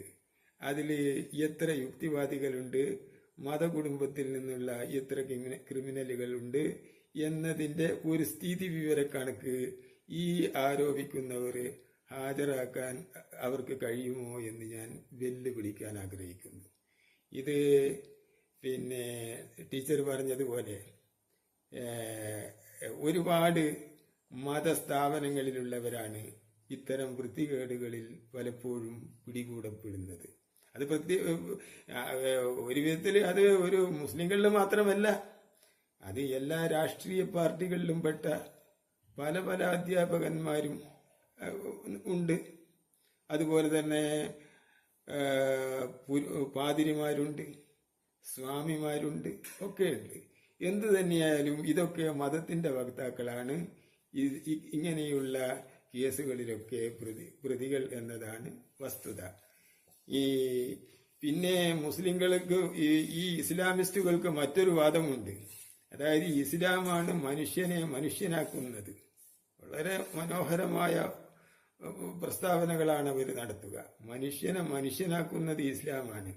ഞാൻ ചോദിക്കട്ടെ, നബിയുടെ പിതാവും അതുപോലെ തന്നെ പിതാവിന്റെ പിതാവായ അബ്ദുൽ മുത്തലിബ് എന്നവര്, പിതാവ് അബ്ദുള്ള എന്നവര്, മാതാവ് ആമിന, ഇവരാരും നബിയുടെ പ്രവാചകത്വത്തിന് ശേഷം ജീവിച്ചവരോ ഇസ്ലാം മതം വിശ്വസിച്ചവരോ അല്ല. അവരൊക്കെ ബഹുദൈവ വിശ്വാസികളായിരുന്നു. അബ്ദുൽ മുത്തലിബായിരുന്നു കഅബയുടെ അധിപൻ. അക്കാലത്ത് കഅബയിൽ 300-ലധികം വിഗ്രഹങ്ങൾ ഉണ്ടായിരുന്നു. അവർ ജീവിച്ചത് നമ്മുടെ നാട്ടിലെ ഹിന്ദുക്കൾ ഏത് പ്രകാരം ജീവിക്കുന്നുവോ അതേ പ്രകാരം ഒരുപാട് വിഗ്രഹങ്ങളും ഉത്സവങ്ങളും ആഘോഷങ്ങളും ഗാനമേളയും പാട്ട് കച്ചേരികൾ, അതുപോലെ ഡാൻസ്, ഇങ്ങനെയുള്ള എല്ലാ കാര്യങ്ങളും അടങ്ങിയ ഒരു സൊസൈറ്റി ആയിരുന്നു നബി വരുന്നതിന് മുമ്പുള്ള അറബികൾ. അവരുടെ നേതാവായിരുന്നു അബ്ദുൽ മുത്തലിബ്. അബ്ദുൽ മുത്തലിബിനോടുള്ള ആദര സൂചകമായും സ്നേഹ സൂചകമായുമാണ് ഇന്നും നമ്മുടെ കുട്ടികൾക്ക് അബ്ദുൽ മുത്തലിബ് എന്നും അബ്ദുള്ള എന്നും ആമിന എന്നും ഒക്കെ പേര് വിളിക്കുന്നത്. പക്ഷേ അവരൊക്കെ ഇസ്ലാമാകാതെ തന്നെ, ഇസ്ലാം വരുന്നതിന് മുമ്പ് തന്നെ മാന്യമായി ജീവിച്ചു, മര്യാദയോടെ ജീവിച്ചു. അപ്പോൾ ഇതിലൊന്നും ഈ ഇസ്ലാമിസ്റ്റുകൾക്ക്, ഫണ്ടമെന്റലിസ്റ്റുകൾക്ക് ഒരു വിശദീകരണവും നൽകാനില്ല.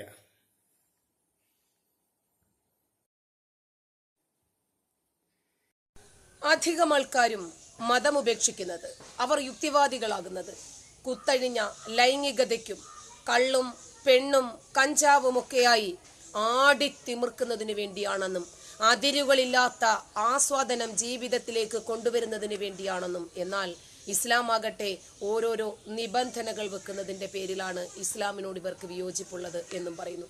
ശരിക്ക് കുത്തഴിഞ്ഞ ഒരു ജീവിതം സാധ്യമാകുന്നത് മതത്തിലല്ലേ? ഒരു ചോദ്യം തന്നെയാണ്. സ്വർഗത്തിലെ ആനന്ദകരമായ ജീവിതത്തെ സംബന്ധിച്ച് പല ഉപമകളും ഖുർആനിൽ വന്നിട്ടുണ്ട്.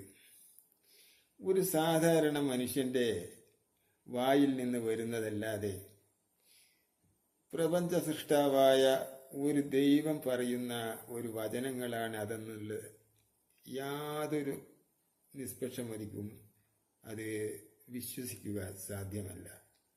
ഈ മദ്യവും മദിരാക്ഷിയും ഒക്കെ മനുഷ്യന്റെ ചില ആനന്ദങ്ങളാണ്. അതൊക്കെ വർണ്ണിക്കാം, കവികൾ വർണ്ണിച്ചിട്ടുണ്ട്. എന്നാൽ ഇത് ഒരുതരം അറുപ്പുളവാക്കുന്ന ഒരു ശൈലിയിലാണ് ഖുർആനിൽ വിവരിക്കുന്നത്. ഇന്നേ സ്ഥലം പൊന്തി നിൽക്കുന്ന തരുണികൾ എന്നൊക്കെ പറഞ്ഞിട്ട് അതൊന്നും ഒരു സാഹിത്യം എന്ന് പോലും പറയുക സാധ്യമല്ല. മറ്റൊരു സ്ഥലത്ത് പറയുന്നുണ്ട്, വയതൂഫു അലൈഹിം വിൽദാനും മുഖല്ലദൂൻ ഇദാ റഅയ്തഹും ഹസിബ്തഹും ലുഅ്ലുഅം മൻസൂറ. അവരെ ചുറ്റിക്കൊണ്ട് നിത്യബാലന്മാരായ ചില ബാലന്മാരും ഉണ്ടായിരിക്കും അവിടെ. എന്താണാവോ ഇതിൻ്റെയൊക്കെ ആവശ്യം? നിങ്ങൾ അവരെ കണ്ടാൽ നിങ്ങൾ അവരെ കണ്ടാൽ നിങ്ങൾക്ക് തോന്നും ലുഅ്ലുഅം മൻസൂറ, ഇളകി നീങ്ങുന്ന മുത്തുമണികൾ പോലെ തോന്നും. ഇതാർക്ക് വേണോ? ആ കുട്ടികള് അവസാനം അവരെന്താണ്, അവരുടെ ലൈഫ് എങ്ങനെയാണ് അവിടെ? ഇങ്ങനെയൊക്കെയുള്ള നിരർത്ഥകരമായ ഓരോ ചോദ്യങ്ങളാണ്. ഇത് ഒരുപാട് അബദ്ധങ്ങളുണ്ട് ഈ വിഷയത്തിൽ, ഒരുപാട് സംസാരിക്കാനുണ്ട്. എങ്കിലും ഒന്ന് രണ്ട് ഉദാഹരണങ്ങൾ ഞാൻ പറയാം. ഒരുപാട് വൈരുദ്ധ്യങ്ങളുണ്ട്, ഒരുപാട് ശാസ്ത്രീയമായ അബദ്ധങ്ങൾ എന്ന് പറഞ്ഞാൽ അബദ്ധങ്ങളുടെ അബദ്ധങ്ങൾ. ഉദാഹരണത്തിന്, പുരുഷ ബീജം പുറപ്പെടുന്നത് ടെസ്റ്റിക്കിൾസ് നിന്നാണ്, അതായത് വൃഷ്ണങ്ങളിൽ നിന്നാണ്. അതെല്ലാവർക്കും ഇന്ന് സ്കൂൾ വിദ്യാർത്ഥികൾക്ക് പോലും അറിയുന്ന ഒരു വസ്തുതയാണ്. അതേസത്തിൽ ഖുർആനിൽ പറയുന്നത് യഖ്റുജു മിൻ ബൈനി സുൽബി വത്തറായിബ്, അങ്ങനെയല്ലേ പറയുന്നത്? ടീച്ചർക്ക് എന്നെക്കാളും ഖുർആനും അതുപോലെ തന്നെ ഖുർആൻ മനഃപ്പാടമാണ്. താങ്കൾ ജാമിയ നദ്വിയയിൽ നിന്ന് പഠിച്ചതാണ്, ഇടവണ്ണ. അതൊക്കെ എനിക്കറിയാം. എനിക്കത്രയൊന്നും ഖുർആനോ മനഃപ്പാടം തീരെയില്ല. എങ്കിലും ഞാൻ ഞാൻ നോട്ട് ചെയ്ത ചില ഉദാഹരണങ്ങൾ പറയാണ്. അപ്പോ ഇങ്ങനെയുള്ള അബദ്ധങ്ങളാണ്. അതുപോലെ തന്നെ വേറെ ചില സ്ഥലങ്ങളിൽ അതൊന്നും എന്ന് വെച്ചാൽ വേറൊരു മണ്ടത്തരം ഞാൻ പറയാം. ثم خلقنا النطفة علقة فخلقنا العلقة مضغة فخلقنا المضغة عظاما فكسونا العظام لحما ثم أنشأناه خلقا آخر فتبارك الله أحسن الخالقين. സൂറത്തുൽ മുഅ്മിനൂനിലുള്ള സൂക്തമാണ്. എന്താ? മനുഷ്യനെ സുമ്മ ഖലഖന നുത്ഫത അലഖത്തൻ, ആ ബീജത്തെ പിന്നീട് നാം രക്തക്കട്ടയാക്കി. രണ്ടും തെറ്റാണ്. ബീജമല്ല ഭ്രൂണമായിട്ട് കുഞ്ഞായിട്ട് വളരുന്നത്. ബീജവും സ്ത്രീയുടെ അണ്ഡവും സംയോജിച്ചാണ് എംബ്രിയോ ഉണ്ടാകുന്നത്. ഇവിടെ പറയുന്നത് എന്താ വെച്ചാല് ശുക്ലം എന്തായി മാറുന്നു? രക്തക്കട്ടയായിട്ട് മാറുന്നു. അലക്കത്ത് എന്നുള്ളതിന് രക്തക്കട്ട എന്ന് മാത്രമേ അർത്ഥമുള്ളൂ. ഇപ്പൊ ഈ അടുത്ത കാലത്തായി മൗലവിമാര് അതിന് ഭ്രൂണം എന്നുള്ള ഒരർത്ഥം കണ്ടെത്തുകയാണ്. അങ്ങനെ ഒന്നുമില്ല. പുരാതന പ്രാമാണികരായ തഫ്സീറുകളൊക്കെ നോക്കിക്കഴിഞ്ഞാൽ അതേ അർത്ഥം മാത്രമേ ഉള്ളൂ. രക്തക്കട്ട എന്നുള്ള അർത്ഥമാണ്. ഇംഗ്ലീഷ് പരിഭാഷകളിലാണെങ്കിൽ യൂസുഫ് അലിയുടെയും പിക്തോളിന്റെയും ഒക്കെ പരിഭാഷകളിലൊക്കെ ക്ലോട്ട് എന്നാണ്. ക്ലോട്ട് എന്ന് പറഞ്ഞാൽ രക്തം കട്ട പിടിച്ചാലുള്ള കട്ട, അങ്ങനെയാണ്. അത് തെറ്റി. അതിനുശേഷം രക്തക്കട്ടയെ പിന്നെ ഞാൻ ഹലക്കിനൽ അലക്കത്ത മുതുകത്തൻ, രക്തക്കട്ടയെ മാംസക്കട്ടയാക്കി മാറ്റുന്നു. നോക്കണം. എന്നിട്ട് മാംസക്കട്ടയെ നാം ഹലക്കിനൽ മുതുകത്ത ഇളാമൻ, ആ മാംസക്കട്ടയെ വെറും എല്ലാക്കി മാറ്റുന്നു. ഇങ്ങനെ ഒരു കുഞ്ഞിന്റെ ഒരു ഭ്രൂണം കുഞ്ഞായി വരുന്നതിനിടയ്ക്ക് അത് ഒരിക്കലും എല്ല് മാത്രമായിട്ടുള്ള ഒരവസ്ഥ ഉണ്ടാകുന്നില്ല. ഒരിക്കലും മാംസം മാത്രമായിട്ടുള്ള ഒരവസ്ഥ ഉണ്ടായിട്ടില്ല. ഇതെന്ത് പറഞ്ഞാൽ ഇസ്ലാമിസ്റ്റുകൾ പറയും അത് അങ്ങനെയാണ് ഇങ്ങനെയാണ്. അതിന് ശാസ്ത്രീയ മേമ്പൊടി ചേർത്തുകൊണ്ട് അത് അലങ്കാരമാണ്, ഇങ്ങനെയൊക്കെ വ്യാഖ്യാനിച്ച് വെളുപ്പിക്കാൻ ശ്രമിക്കും. എത്ര വെളുപ്പിച്ചാലും ഉണ്ടല്ലോ, നിങ്ങൾ ഇത് ബുദ്ധിയുള്ളവർ, നിഷ്പക്ഷമതികൾ ആർക്കും ഇത് വിശ്വസിക്കാൻ കഴിയില്ല. ഇങ്ങനെ അബദ്ധങ്ങളുടെ ഒരു പണ്ടാരമാണ് നമുക്കിതിൽ കാണാൻ കഴിയുന്നത്. വൈരുദ്ധ്യം എന്ന് പറഞ്ഞാൽ ഒരു ഇത് അതായത് ഈ നരകത്തിലെ ഭക്ഷണം അവിടെ എന്തായിരിക്കും വെച്ചാല് ലൈസലഹും ത്വാമുൻ ഇല്ലാ മിൻ ദരീഅ്. അവിടെ സൂറത്തുൽ ഗാശിയയിൽ പറയാണ്, എന്താണ് ലരീ എന്ന് പറയുന്ന ഒട്ടകത്തിന് പോലും തിന്നാൻ കഴിയാത്ത ഒരു തരം ഒരു മുള്ള്, അത് മാത്രം. ആ ഭക്ഷണമല്ലാതെ വേറെ ഒന്നും നിങ്ങൾക്ക് അവിടെ കിട്ടില്ല. വേറെ ഒന്നും. ലൈസലഹും തആമുൻ ഇല്ലാ മിൻ ദരീഅ, ഇല്ല എന്ന് പറഞ്ഞാൽ ഒഴികെ എന്നാണ്. അതല്ലാതെ വേറെ ഒന്നും അവിടെ കിട്ടില്ല. വേറൊരു സ്ഥലത്ത് പറയുന്നത് എന്താ വെച്ചാല്, ഇത് സൂറത്തുൽ ഗാശിയ 6-ാമത്തേതിലാണ് ഈ പറയുന്നത്. ഇനി സൂറത്ത് അൽ ഹാഖയിൽ പറയാണ്, വലാ തആമുൻ ഇല്ലാ മിൻ ഗിസ്ലീൻ. അവിടെ ഗിസ്ലീൻ അല്ലാതെ മറ്റൊരു ഭക്ഷണം ഉണ്ടാവില്ല. ഗിസ്ലീൻ എന്നതിന് തന്നെ ഈ പണ്ഡിതന്മാരൊക്കെ പല പല അർത്ഥവും പറഞ്ഞു നോക്കിയിട്ടുണ്ട്. ചിലരുടെ അഭിപ്രായത്തിൽ ഈ വ്രണങ്ങളിലുള്ള പൊറ്റയാണ്. ചിലർ പറയുന്നത് നരകപാപികളുടെ ദേഹത്ത് നിന്ന് ഉത്ഭവിക്കുന്ന ചലം, ദുർഗന്ധമുള്ള ചലമാണ്. ഇത് മാത്രമാണ് അവിടെ ഭക്ഷണം എന്ന് പറയുന്നു. വേറൊരു സ്ഥലത്ത് അദാലിക ഖൈറുൻ,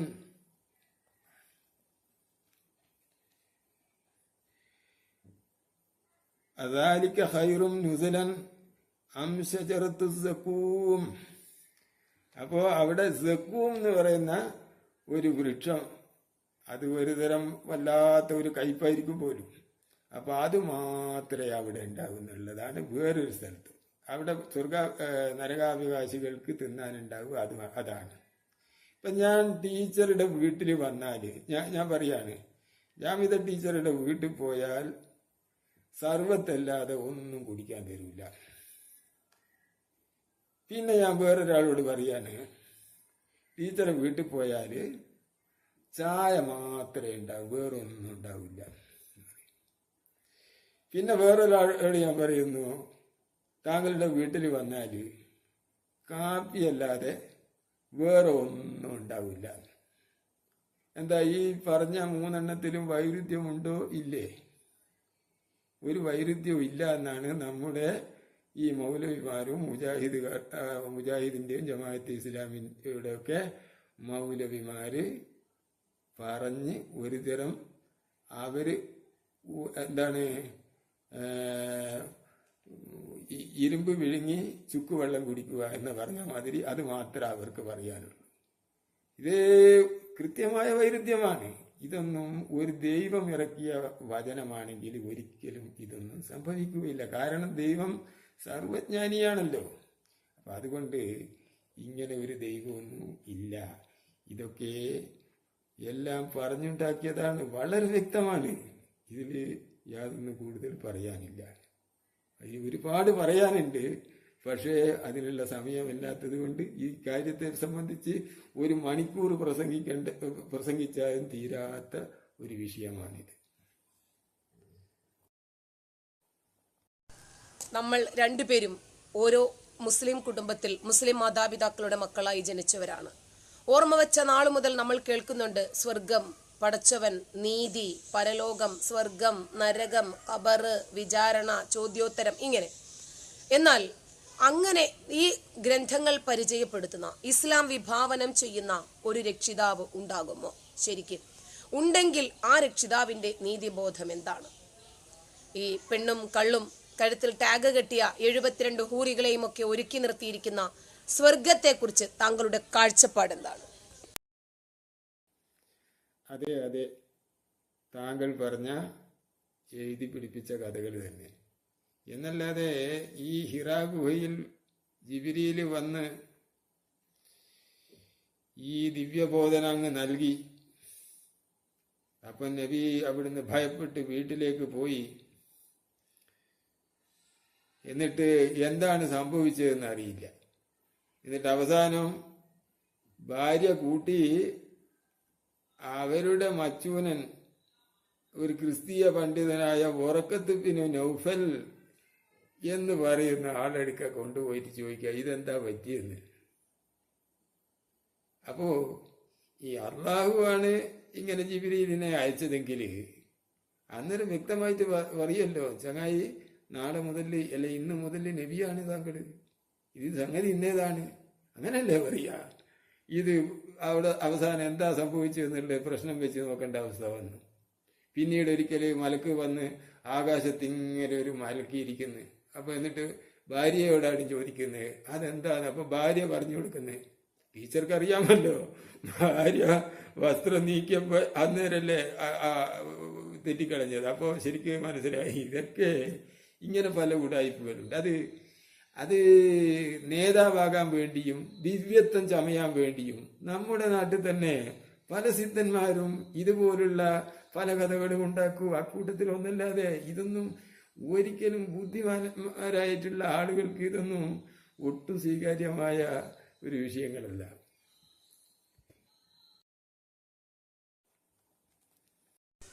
വാളുകൊണ്ട് വെട്ടിപ്പിടിച്ച മതത്തിന് സമാധാനം എന്ന പേര് എങ്ങനെ യോജിക്കുന്നു?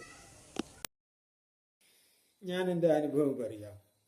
ഈ മതജീവിതമുള്ള കാലത്ത് ഒരൊറ്റ ദിവസം മനസ്സമാധാനത്തോടു കൂടി ഞാൻ ഉറങ്ങിയിട്ടില്ല.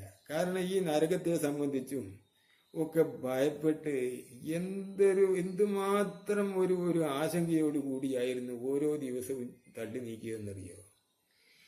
ഞാൻ സംഘടനയിലൊക്കെ വർക്ക് ചെയ്യുന്ന കാലത്ത് ഒരു തെർബിയത്ത് ക്യാമ്പില് അതിന്റെ നാദിമ് പറയുകയാണ്, അത് ഒരു ഹദീസ് ഉദ്ധരിച്ചുകൊണ്ടാണ്. അതായത് മൂത്രമൊഴിക്കാൻ ഇരുന്നു കഴിഞ്ഞാല് എഴുന്നേൽക്കുമ്പോൾ ഇസ്തിബ്റാഹ് ചെയ്തിട്ട് വേണം ശുദ്ധീകരിച്ച് എഴുന്നേറ്റ് വരാൻ. അതിൽ വല്ല വീഴ്ചയും വന്നാൽ മൂത്രം വീണ്ടും അല്പം ലീക്കാകാൻ സാധ്യതയുണ്ട്. അത് ശ്രദ്ധിക്കാത്ത ഒരു മനുഷ്യന് നരകത്തിൽ വെച്ച് കൊടുക്കുന്ന ശിക്ഷ നബിക്ക് കാണിച്ചു കൊടുത്തു. ഹദീസുണ്ടല്ലോ അതിന്. അതൊക്കെ കേട്ടിട്ട് അതൊക്കെ ഓർമ്മിച്ചിട്ട് വളരെ അങ്ങേയറ്റത്തെ ഒരു വിഷമത്തോടു കൂടിയായിരുന്നു ഞാൻ ജീവിച്ചത്. ഓരോ ദിവസവും രാത്രി ഉറങ്ങാൻ കിടന്നാലൊക്കെയുള്ള മാനസിക പ്രയാസം, ഇത് പലതിനും നമുക്ക് അത് തൊട്ടുകൂടാ, ഇത് ആയിക്കൂടാ, അത് ഇങ്ങനെ പലതും. അപ്പൊ ഈ ജീവിതത്തിൽ അങ്ങനെ മതരഹിത ജീവിതത്തിലേക്ക് വന്നപ്പോ എന്തെന്നില്ലാത്ത ഒരു മനസമാധാനം. അതാണ് എന്റെ ചുരുക്കി പറഞ്ഞാല് എനിക്ക് എന്റെ അനുഭവം പറയാ, എന്തെന്നില്ലാത്ത മനസമാധാനം. ഇസ്ലാമിന്റെ അടിസ്ഥാനം തന്നെ ഒരു കെട്ടുകഥയല്ലേ. പ്രവാചകൻ ഹിറാ ഗുഹയിൽ ചെന്ന് ഏകാഗ്രതയോടുകൂടി അള്ളാഹുവിനെ മാത്രം പ്രശംസിച്ചുകൊണ്ടും വാഴ്ത്തിക്കൊണ്ടും ഇരിക്കുന്നു. മറ്റാർക്കും കാണാൻ സാധിക്കാത്ത, നബിക്ക് മാത്രം കാണാൻ സാധിക്കുന്ന ഒരു ജിബ്രീൽ എന്ന മാലാഖ അവിടെ പ്രത്യക്ഷപ്പെടുന്നു, ദൈവിക വചനങ്ങൾ നൽകുന്നു. ഇതൊക്കെ തന്റെ സ്വാർത്ഥ താല്പര്യങ്ങൾ സംരക്ഷിക്കുന്നതിന് വേണ്ടി മുഹമ്മദ് നബിയുടെ വകയായി എഴുതി ചേർത്തവയല്ലേ. ഇതിനകത്തുള്ളതൊക്കെ എമ്പാടും കഥകൾ തന്നെയല്ലേ. ഇതിനെക്കുറിച്ച്, ഇതിന്റെ ദൈവികതയെക്കുറിച്ച് എന്താണ് താങ്കൾക്ക് പറയാനുള്ളത്? അത് കമ്മ്യൂണിസ്റ്റുകാർ മാത്രമാണെന്ന് പറഞ്ഞാൽ എനിക്കത് യോജിക്കാൻ കഴിയില്ല. പൊതുവെ രാഷ്ട്രീയ പാർട്ടികളൊക്കെ അങ്ങനെയാണ്. അതുപോലെ തന്നെ മുസ്ലിങ്ങളെ മാത്രമാണ് പ്രീണിപ്പിക്കുന്നത് എന്ന് പറഞ്ഞാലും വസ്തുതപരമായി ശരിയല്ല. എല്ലാ മതങ്ങളെയും പ്രീണിപ്പിക്കുക എന്നുള്ളതാണ് എല്ലാ രാഷ്ട്രീയ പാർട്ടികളുടെയും അവസ്ഥ. അത് ഒരു തന്ത്രമായിട്ടായിരിക്കും അവർ കണക്കാക്കുന്നത്. ഇപ്പൊ ഉദാഹരണത്തിന് മാത്തമാറ്റിക്സ് മാതിരി, ഗണിതം മാതിരി കൃത്യമായ ഒരു അളവുകോല് രാഷ്ട്രീയത്തിനില്ല. നമ്മളിപ്പോ 5 3 8 തന്നെയാണ്. ഒരിക്കലും അത് 8 ഒരു പോയിന്റ് താഴെയോ മുകളിലോ ആവില്ല. അങ്ങനെ കൃത്യമായി വരുന്ന ഒരു സൊല്യൂഷൻ രാഷ്ട്രീയത്തിലില്ല. ഏകകണ്ഠമായ ഒരു അഭിപ്രായം ഒരു കാര്യത്തിലും ഉണ്ടാക്കുക സാധ്യമല്ല. അപ്പൊ അവർക്ക് ചില തന്ത്രങ്ങളും ചില നയങ്ങളും ആവശ്യമാണ്. കാരണം തങ്ങളുടെ ഭാവി മൈലേജ് അതാണ് അവർക്ക് ആവശ്യം. അവരെ കുറ്റം പറയാൻ പറ്റുമോ? നാം രാഷ്ട്രീയത്തിൽ ഇറങ്ങി നോക്കിയാൽ നമ്മളും ഇതുപോലെ ചില തന്ത്രങ്ങൾ സ്വീകരിക്കേണ്ടി വരും. അങ്ങനെ തന്ത്രങ്ങൾ സ്വീകരിച്ചില്ലെങ്കിൽ എന്താന്ന് വെച്ചാൽ സംഗതി അപകടത്തിൽ ചാടും. നമ്മൾ സദ്ദാം ഹുസൈൻ ഒരു ധീര ദേശാഭിമാനിയായിരുന്നു. പക്ഷെ അദ്ദേഹം നയങ്ങളൊന്നും ഒരു തന്ത്രവും സ്വീകരിച്ചില്ല. അതുകൊണ്ട് എന്തായി എന്ന് വെച്ചാൽ ശത്രുവിന്റെ ശക്തിയെ സംബന്ധിച്ച് പഠിക്കാത്തത് കൊണ്ട് അദ്ദേഹം തകർന്നു. അപ്പൊ അതാണ്. പിന്നെ ഒരു മുത്തലാഖ് കൊണ്ട് ഈ രാജ്യത്തെ സിവിൽ നിയമങ്ങള്, മുസ്ലിം വ്യക്തി നിയമങ്ങളൊക്കെ ഭദ്രമായോ? അത് അങ്ങനെ ഒരു ബില്ല് പാസ്സാക്കിയെന്നല്ലാതെ ഈ രാജ്യത്തെ ജനങ്ങളിൽ അത് ഒരു ഇമ്പാക്റ്റും ഉണ്ടാക്കിയതായിട്ട് ഇവിടുത്തെ ജനജീവിതത്തിൽ ഏതെങ്കിലും സാമൂഹിക ജീവിതത്തിൽ ഒരു മാറ്റം ഉണ്ടാക്കിയായിട്ട് എനിക്കറിയില്ല. ഇവിടെ ഒരാൾ മരണപ്പെട്ടാൽ പിന്നെ അദ്ദേഹത്തിന്റെ പുത്രൻ ജീവിച്ചിരിപ്പില്ലെങ്കിൽ പൗത്രന്മാർക്ക്, അതായത് മകന്റെ മക്കൾക്ക് അല്ലെ മകളുടെ മക്കൾക്ക് ഇത് സ്വത്തവകാശമില്ല. ഇങ്ങനെയുള്ള ഒരുപാട് കാര്യങ്ങൾ ഭേദഗതി ചെയ്യാനുണ്ട്. പല നിയമങ്ങളും ഇവിടെ അതേപോലെ കിടക്കുകയാണ്. അതൊക്കെ എന്താന്ന് വെച്ചാൽ കേന്ദ്ര ഗവൺമെന്റ് തന്നെ അവര് ഉത്തരേന്ത്യയിലുള്ള ഷിയ വിഭാഗങ്ങളെ പ്രീണിപ്പിക്കാൻ വേണ്ടി അങ്ങനെയൊക്കെ ചെയ്യണം. പിന്നെ എന്താന്ന് വെച്ചാല് മറ്റു മതക്കാരെ ധാരാളം പ്രീണനം, ഞാൻ അതിന്റെ ഉദാഹരണങ്ങളൊക്കെ പറഞ്ഞ് ഈ ചർച്ച നീട്ടിക്കൊണ്ടുപോകാനോ കൂടുതൽ ആൾക്കാരുടെ അതൃപ്തി നേടാനോ ഞാൻ ഉദ്ദേശിക്കുന്നില്ല. അതുകൊണ്ട് ഈ വിഷയത്തിൽ, രാഷ്ട്രീയ വിഷയത്തിൽ, കാരണം നമുക്ക് യുക്തിവാദികൾ എന്ന് പറഞ്ഞാൽ പല രാഷ്ട്രീയക്കാരും ഉണ്ടാവും. ഞാൻ അതുകൊണ്ട് എന്റെ അഭിപ്രായം, എനിക്കും പല അഭിപ്രായങ്ങളുണ്ട് പക്ഷെ അത് ഞാൻ പരസ്യമായി ഒരു അഭിപ്രായം പ്രകടിപ്പിക്കാൻ ഞാൻ ആഗ്രഹിക്കുന്നില്ല. ഞാൻ എൻ്റെ അനുഭവം പറയാം.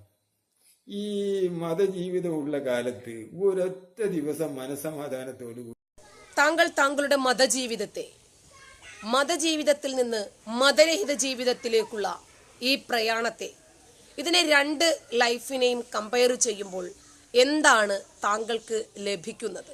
അതായത് ഞാൻ ചോദിക്കുന്നത്, പല ആൾക്കാരും മതജീവിതത്തിൽ നിൽക്കുമ്പോൾ അതാണ് ഏറ്റവും സുഖം, സമാധാനം, സന്തോഷം എന്ന് പറയുന്നു. മതം വിട്ടവരും അത് തന്നെ പറയുന്നു. താങ്കൾ ഇതിനെ രണ്ടിനെയും കമ്പയർ ചെയ്യുമ്പോൾ എങ്ങനെ കാണുന്നു? ത്തെ പറ്റി ഒരക്ഷരം പറയാൻ ഇസ്ലാം മതത്തിന് അവകാശമില്ല. അതാണ് എന്റെ ശരി.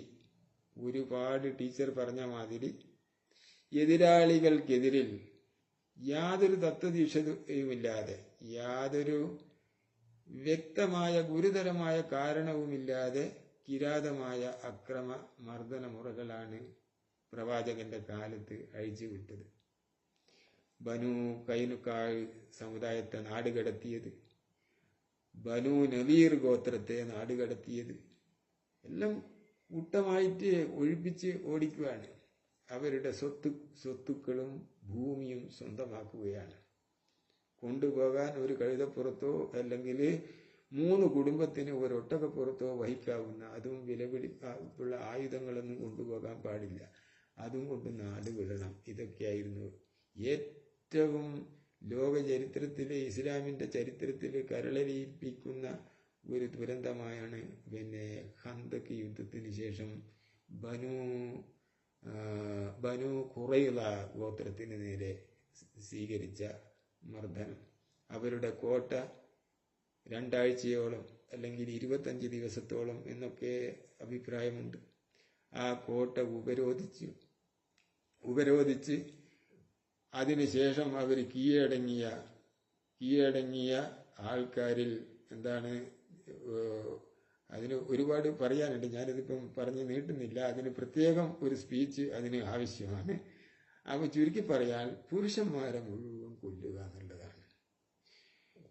പുരുഷന്മാരാണോ അല്ലയോ എന്നുള്ളതിന്, അതായത് പ്രായപൂർത്തിയായാലുള്ള രോമം വളർന്നവരാണോ അല്ലയോ എന്നുള്ളത് ചെക്ക് ചെയ്ത് പുരുഷന്മാരെ വേർതിരിച്ച് അവരെ കൈ പുറകിൽ കെട്ടി അങ്ങനെ നീളമുള്ള ഒരു ട്രെഞ്ച് കുഴിച്ച്, ഏതാണ്ട്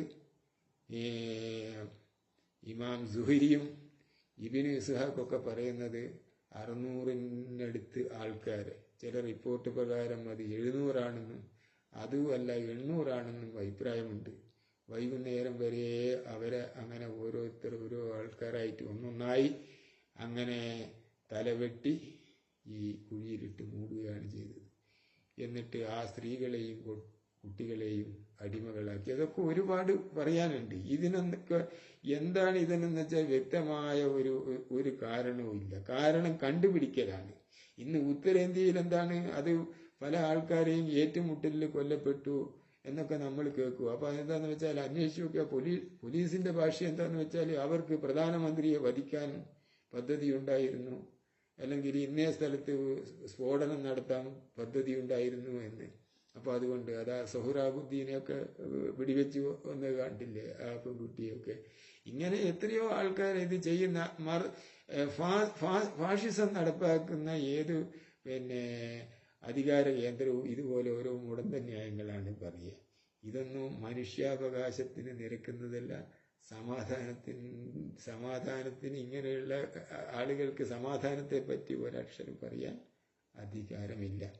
പിന്നെ അതിൽ മനസ്സിലാക്കേണ്ട ഒരു കാരണം, ഇതിന്റെ നമ്മൾ യുക്തിവാദികൾ എപ്പോഴും ഇസ്ലാമിനെയാണ് ടാർഗറ്റ് ചെയ്യുന്നത് എന്ന് ഇസ്ലാമിസ്റ്റുകൾ വലിയ ഒരു അലിഗേഷൻ, ഒരു ആരോപണം നടത്തുന്നുണ്ട്. അതിലൊരു വസ്തുതയുണ്ട് എന്നാണ് ടീച്ചറെ എൻ്റെ അഭിപ്രായം എനിക്ക് പറയാനുള്ളത്. അതായത് മുസ്ലിങ്ങൾ മാത്രമല്ല ഇങ്ങനെ ഈ അക്രമങ്ങൾ നടത്തി. പല പുരാതന കാലത്ത് എന്ന് വെച്ചാൽ രാജനീതി ഇങ്ങനെ പല വിധത്തിലും പല രാജ്യങ്ങളിലും ഇതിന് 20-ാം നൂറ്റാണ്ടിൽ വരെ 1495 ജോൺ രണ്ടാമന് ശേഷം ഡോൺ ഇമാനുവൽ എന്ന് പറയുന്ന ഒരു രാജാവാണ് പോർച്ചുഗൽ രാജാവായിട്ട് അധികാരത്തിൽ വന്നത്. ഡോൺ ഇമാനുവൽ ഒരു നിയമം പാസാക്കി. പണ്ട് അവിടെയൊക്കെ എന്താണെന്ന് വെച്ചാല് മധ്യപൗരസ്ത്യ ദേശത്തുള്ള ഒരുപാട് വ്യാപാരികൾ, പല മതക്കാരുണ്ടായിരുന്നു അവിടെ. അങ്ങനെ ഡോൺ ഇമാനുവൽ കൊണ്ടുവന്ന നിയമം എന്താന്ന് വെച്ചാല് രാജ്യത്തുള്ള മുഴുവൻ യഹൂദരും മുസ്ലിങ്ങളും ക്രിസ്തു മതം സ്വീകരിക്കണം. 1495 മുഴുവൻ പേരും ക്രിസ്തു മതം സ്വീകരിക്കണം. ഇനി സ്വീകരിക്കുന്നില്ലെങ്കിൽ മരണം നേരിടുക, അല്ലെങ്കിൽ എല്ലാ സ്വത്തും ഉപേക്ഷിച്ചുകൊണ്ട് ഇവിടുന്ന് രാജ്യം വിടുക.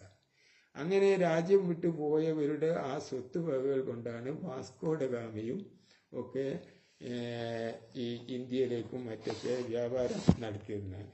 ഇത് സത്യൻ എടക്കാട് എഴുതിയ ഒരു പുസ്തകത്തിൽ ഞാൻ വായിച്ചാണ്. ഇത് വേറെ കൃതികളെ പ്രാമാണിക കൃതികളെ അടിസ്ഥാനമാക്കി അദ്ദേഹം ഇങ്ങനെ എഴുതിയാണ്. പിന്നെ എന്തിനു പറയുന്നത്, നമ്മുടെ ഈ 20-ാം നൂറ്റാണ്ടിൽ തന്നെ ജോസഫ് സ്റ്റാലിൻ, പോൾ പോൾട്ട് കംബോഡിയയില് അദ്ദേഹം ജനസംഖ്യയുടെ 1/3 കശാപ്പ് ചെയ്തു എന്നാണ് പറയുന്നത്. നോംപെൻ നഗരത്തിൽ മാത്രം 10 ലക്ഷത്തിലധികം ജനങ്ങളെയാണ് തലസ്ഥാനത്ത് കൊന്നൊടുക്കിയത് എന്നാണ് പറയുന്നത്. ഇങ്ങനെയൊക്കെയുള്ള അങ്ങേയറ്റത്തെ കിരാതമായ